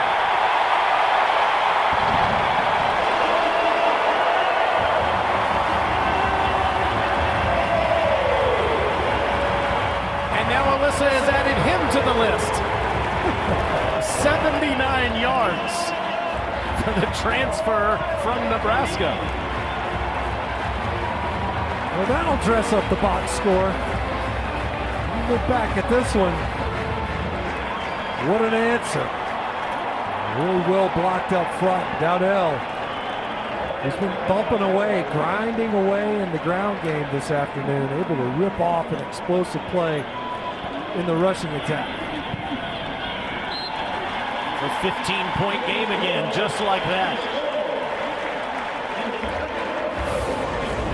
Kentucky only had 11 rushing touchdowns last year, Stench. They have 3 in this game today. Lots of double teams. Lots of double teams up there. Actually, double teamed out. Able to get downhill clean into the second level. Great job by Dowdell. Hey, no frills running. Just go bang your head on the goalpost, kid. They've been waiting for that all afternoon. If you're a Kentucky football fan, your takeaway can easily be, and there's still 9.5 to play, is, hey, defense playing much better. Ground game, looks like it, at the very least, is going to be intentional. I'm going to stick with it. May have to, based on what we've seen so far in this game. That's a fearless guy right there. Grew up catching alligators on the Mississippi-Louisiana border. 12 carries now for 128 yards, and that 79-yard run, the big play in this game. It's a career-long and carry. And now Toledo will have it at the 25, down 15 in the game. Toledo is coming off of their best drive of the game, but just like that, they're right back where they were the last time they had the ball. Yeah, it's almost like giving up a kick return or something. You know, it's just such a huge momentum swing. Think about that last drive. You know, nice return out of the end zone, incidentally. They could have taken the touchback on that previous kick to Toledo. And then they got the big completion over to Vander Ross. And that kind of sparked, that ignited the offense in a way we haven't seen all afternoon. See if they can replicate it. Similar field position. We got it at the 30 last time. Kind of caught the Kentucky defense on its heels. Gleason. Seemed like there was some miscommunication there. Trainum incomplete. A couple other games that are just starting up. Georgia and Marshall between the hedges in Athens. And Alabama at Florida State in Tallahassee. Dogs are on ESPN, Tide on ABC.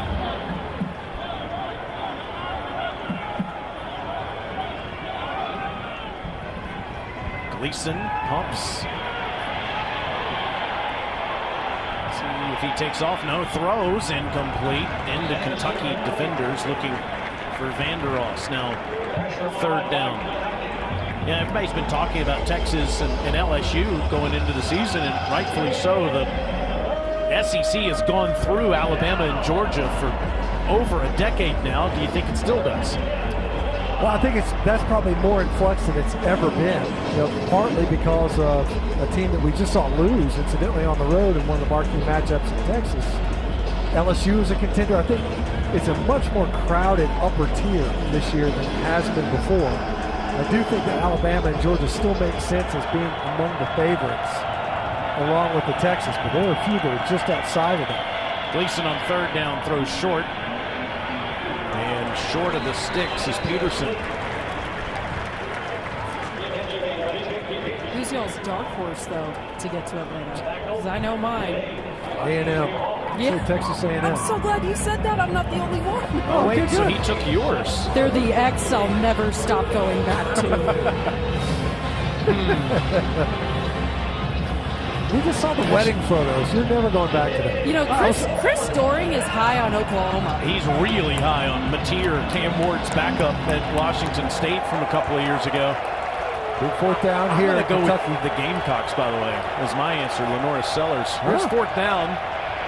And that's a great catch. And first down catch by Vandeross. Great hands catch to get this first down. Extend this drive. 2-possession ball game after that big run from Dowdell. Slam on the brakes. Probably felt like he was in coverage. Really, he was more open than I think he even realized when he made that catch. Gleason, near side. Up to the 44 is Eric Hawley. 2 opponents right now if you're Toledo, given the way the afternoon has gone. Obviously the defense on the field, and then, of course, the clock that you're battling against continues to tick.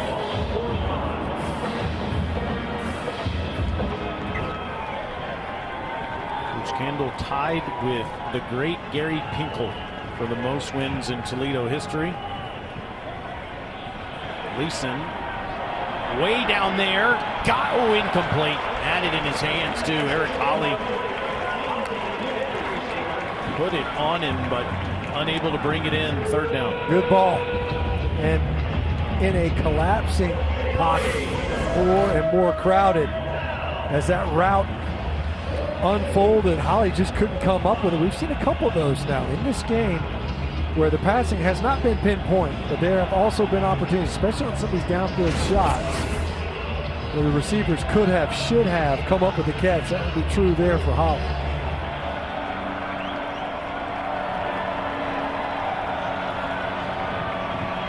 Gleason off his back foot, double coverage, first down catch by Crosby.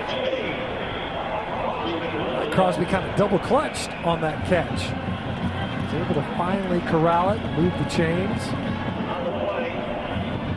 Kentucky defensively making the Rockets move the ball methodically here in this passing game.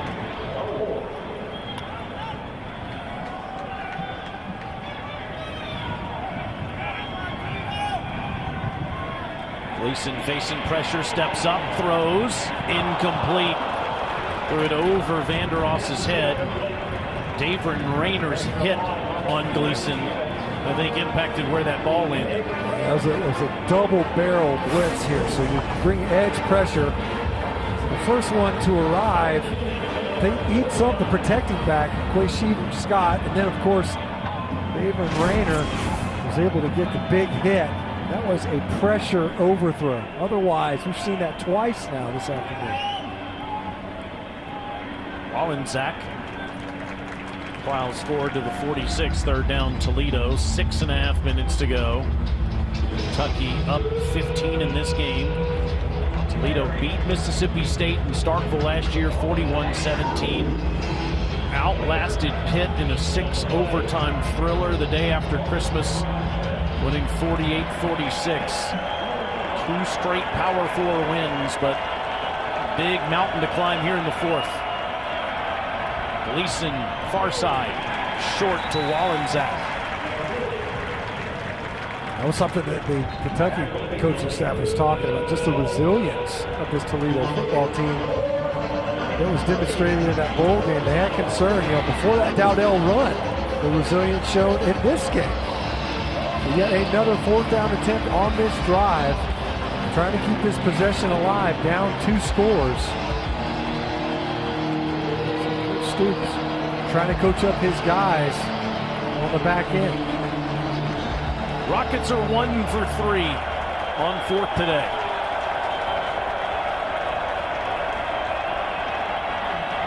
Gleason hit as he throws, and it's a turnover on downs.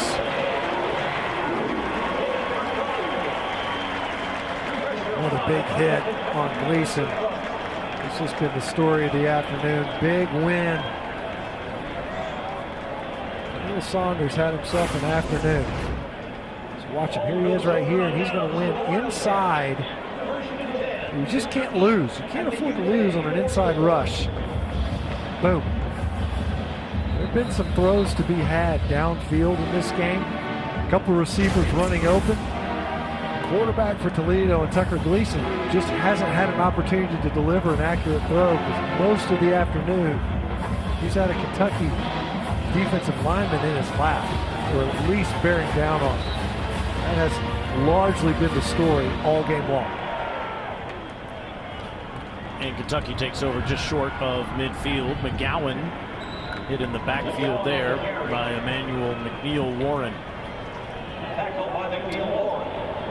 Calzada only 85 yards throwing today. Does have a rushing touchdown in the game.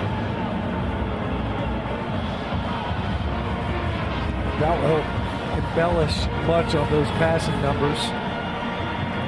So you're sitting here trying to bleed this thing down. Toledo's got opportunities to stop this clock. You got a full 10 yards to go. There have been some misses downfield in this game in the passing attack. I think that guy running around the backfield, number 1, Kendrick Law, would factor into the offense at some point today as McGowan takes the carry again and doesn't get much. Kendrick coming over from Alabama this season. Maybe it's next week where we see Law break through when the Ole Miss Rebels come here to Lexington to play Kentucky. It's a 3:30 start on ABC. Bush Hamden, the offensive coordinator for Kentucky, he wants to use Law in a multitude of ways. Yeah, they talked about him, he's listed as a receiver. He's not a refined route runner. Like, still trying to figure out that position. But when we looked at him in pregame, the guy's built like a running back. He's got great top end speed. Seen a couple of times where they tried to stretch the field to him downfield in the passing game. Had an opportunity on one of them, just overthrown. But we haven't seen a lot of like a tap pass, getting to the ball quickly, a couple of now passes. Haven't seen those in this passing attack. And as you pointed out, maybe next week versus Ole Miss, when the Rebels come calling, we'll see Kendrick Law factor a little bit more in this offensive game plan. But to your point, really no wide receiver has impacted the game. Yeah. It's the tight ends, Kattus and Rodriguez, that have been the primary targets today for Calzada. On 3rd and 9, Zach has time to throw, and it's at the feet of J.J. Hester, 4th down. Bush Hampton mentioned that. We don't really have a guy that's a go-to. We don't have a one. We've got a collection of receivers, but none that have fully emerged. think about a lot of new faces in that passing battery, and a frustrating afternoon.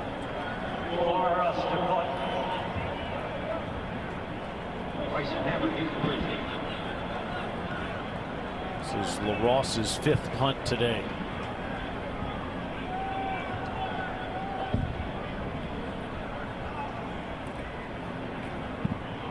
Toledo tried to come after it. A great punt by LaRosse.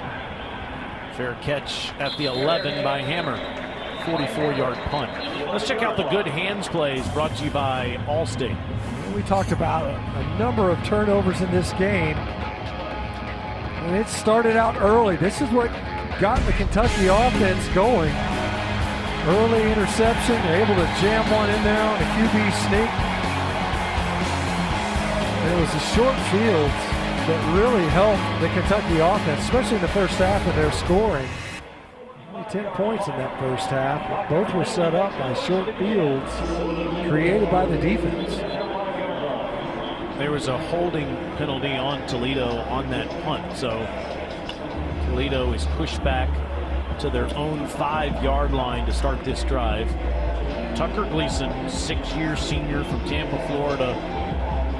19 of 35 passing for these fans that have come to Lexington to watch him. He's going to need to pull off a miracle in these next 4+ minutes. And that was not obviously the recipe they were seeking to have, right? They wanted to get that running game going. They wanted to get Chip Tran going a little bit in the ground game. Just couldn't do it.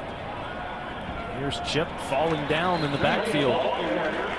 That's his 14th carry of the day, just over 40 yards. David Gusta was there to make sure he was down. Toledo plays Western Kentucky in their home opener next Saturday night on ESPN Plus at 7 o'clock. A team that in Toledo that is expected or projected to win Mid-American Conference this year. Preseason favorites. There's Trainum out of the backfield getting loose. And Chip crosses the 25-yard line. Obviously, sense of urgency. We haven't seen a ton of the tempo. Obviously, it's a function of the clock and circumstance here in the second half. Leeson incomplete.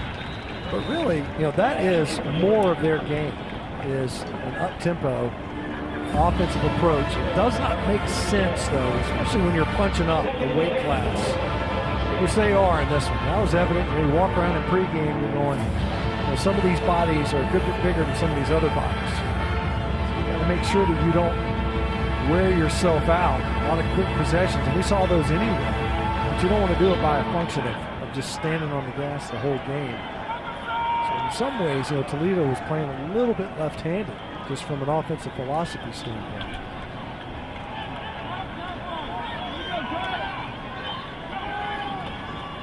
On 2nd and 10, Gleason is tripped up by Cam Olds.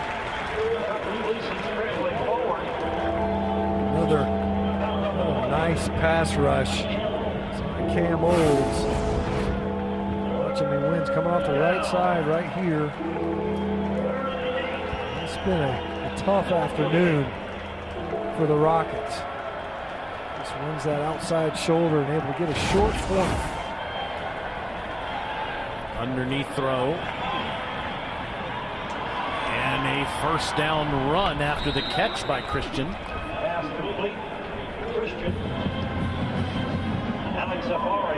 See the Rockets out there still scrapping, still fighting. This is a team that you mentioned, Jason Candle, coaching staff that's been intact for a long time. Yeah, 6 years. The offensive coordinator, defensive coordinator, strength coach, and head coach have been together. It's the longest stretch in all of college football.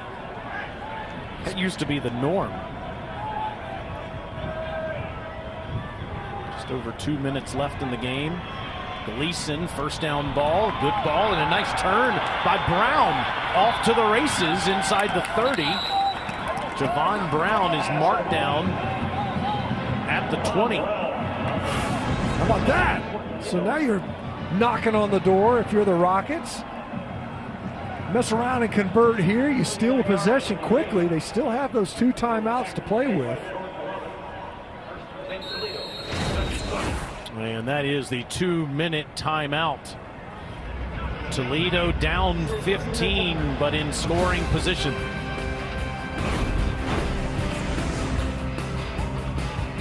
Are threatening to score. They're at the Kentucky 20. There's 2 minutes left in the game. Toledo has 2 timeouts. Gleason across the middle. Touchdown, Rockets. Junior Vandeross. Is that for an answer? Toledo goes right down the field. That's back-to-back scoring drives now for the Toledo offense.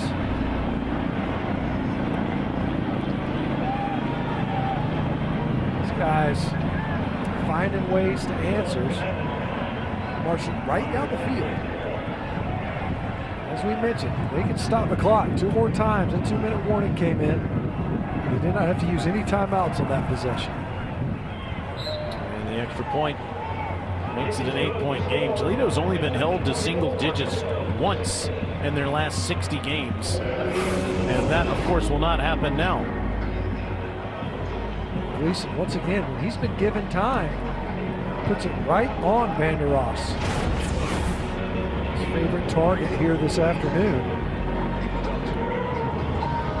Seeing a little bit of frustration, I'm sure, over there going, look, I've got time, and I've got a chance. Is it onside kick time here for Toledo? They do have 2 timeouts left. They've got a chance to get a stop and get the ball back with time. You've got those timeouts to play with. The question is, do you think that you can get the ball back? Can you get that stop? Second half hasn't been great. Really, neither team has been fantastic this second half, but the 2 longest drives for Kentucky have happened here in the second half. Marching right down the field, 12 plays for nearly 80 yards, 76 yards and a touchdown. Can you get that stop? Hans team is out there, Stinch, for Toledo, and Kendrick Law is standing back at his 20, so. They're saying, look, let's see if we can't steal a possession here on an onside. Kickoff specialist Robert Hammond III.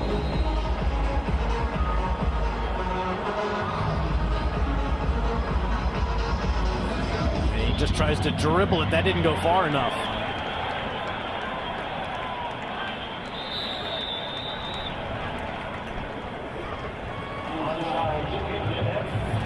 Our old colleague Pat McAfee do that in the Super Bowl.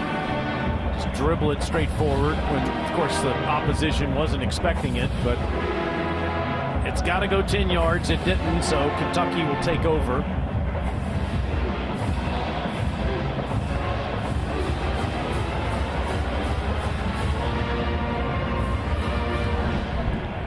The kick was illegally touched at the 43. It'd be first and 10 on the 43-yard line.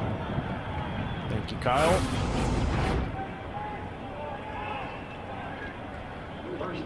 So now you're afforded the same opportunity. Try to find a way to get a stop, still with those 2 timeouts. You ceded a good bit of field position with the attempt, but still a chance. We're splitting hairs. I'm not sure why Kentucky doesn't get it at the 42, because Toledo pushed it back to the 43, but nevertheless, with flags on the field, Dowdell is hit at the line of scrimmage.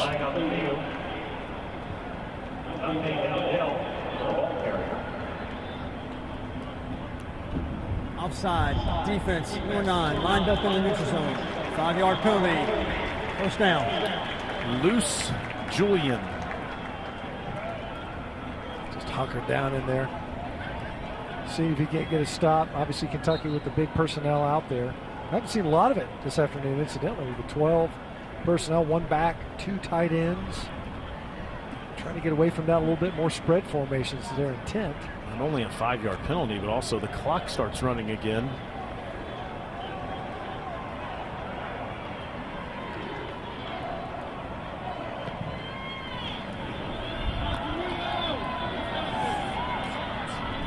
Dowdell, not much.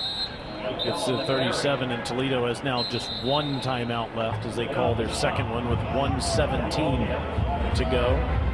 We talked about Kentucky having Ole Miss next week.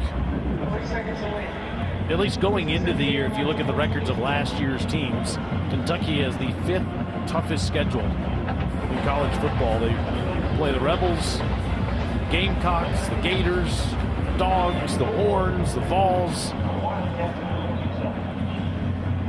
and then, of course, Louisville to finish the season. Louisville ended Kentucky's string of 19 consecutive non-conference victories when the Cardinals beat them here last year.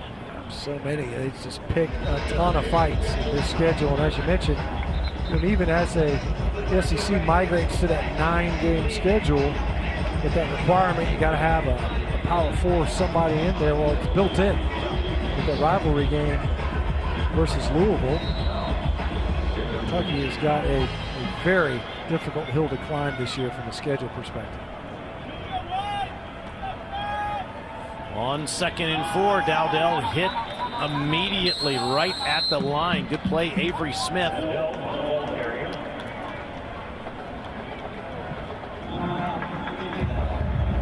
And the Rockets charged with their last timeout. Now, Coach Stoops told Alyssa before the game that his new kicker, Jacob Callaway, could kick easily from 50 plus. So they are in his range if they don't get a first down here. But a first down, for all intent and purposes, puts the game away. You know, Stinch, we got Bama FSU going on now, South Carolina, Virginia Tech tomorrow, Miami Notre Dame tomorrow, LSU Clemson tonight. That's the one I'm interested in. You talk about 2 quarterbacks that are thought to be among the best in college football. Garrett Nussmeier, Cade Klubnik. You know, everyone is pointing to Clemson as just a shoe-in to the playoff and likely the conference championship. What a fantastic matchup amongst the Tigers of Death Valley. Seth McGowan running hard, and the game's over. That's a first down run for Seth, and Kentucky can go into victory formation. They said he's mad at the ground, Stench. Look at this. Looks like he's mad at the defenders, too. I got to be honest. Look, the anger is it's equal opportunity anger. It's not just the ground. I'm not real pleased with the would-be tacklers either. That's a heck of a run to ice this game.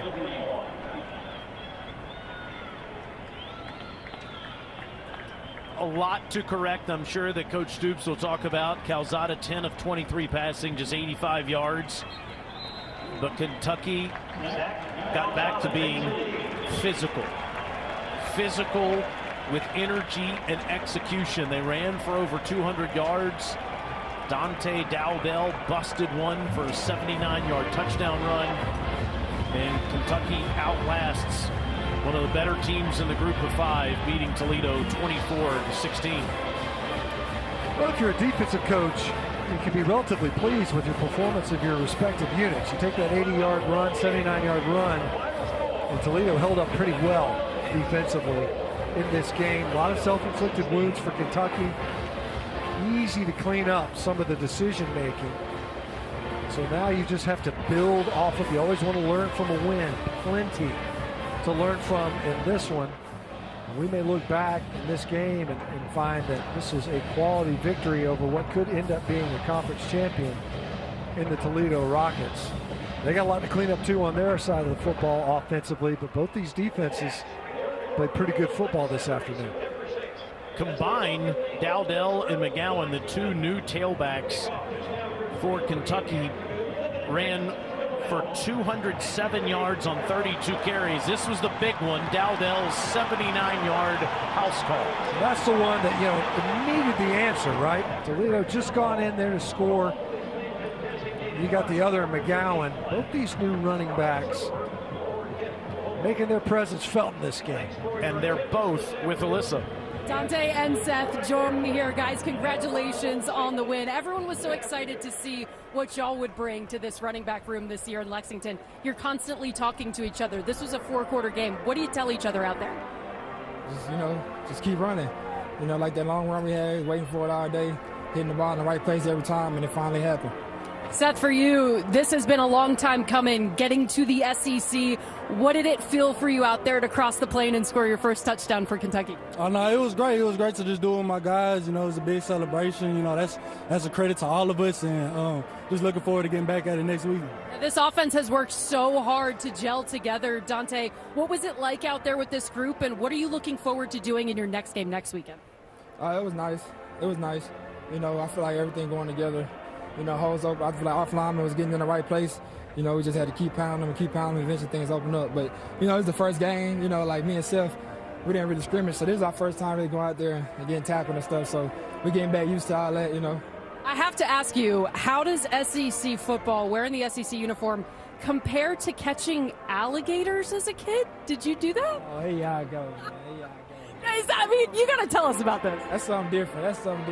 You know, we were just fishing, just caught an alligator, you know. If it was now, I probably would have killed it and ate it the same. You got to protect the hands now. Just casually catching alligators and winning games. Guys, congratulations. Oh, yeah, thank you. All right, we're going to send it back to the studio. Peter, CD, and Benjamin Watson getting you set for our next game out there in Fayetteville, Arkansas. So long from Lexington, Kentucky. Cats victorious 24-16. PB, take it away.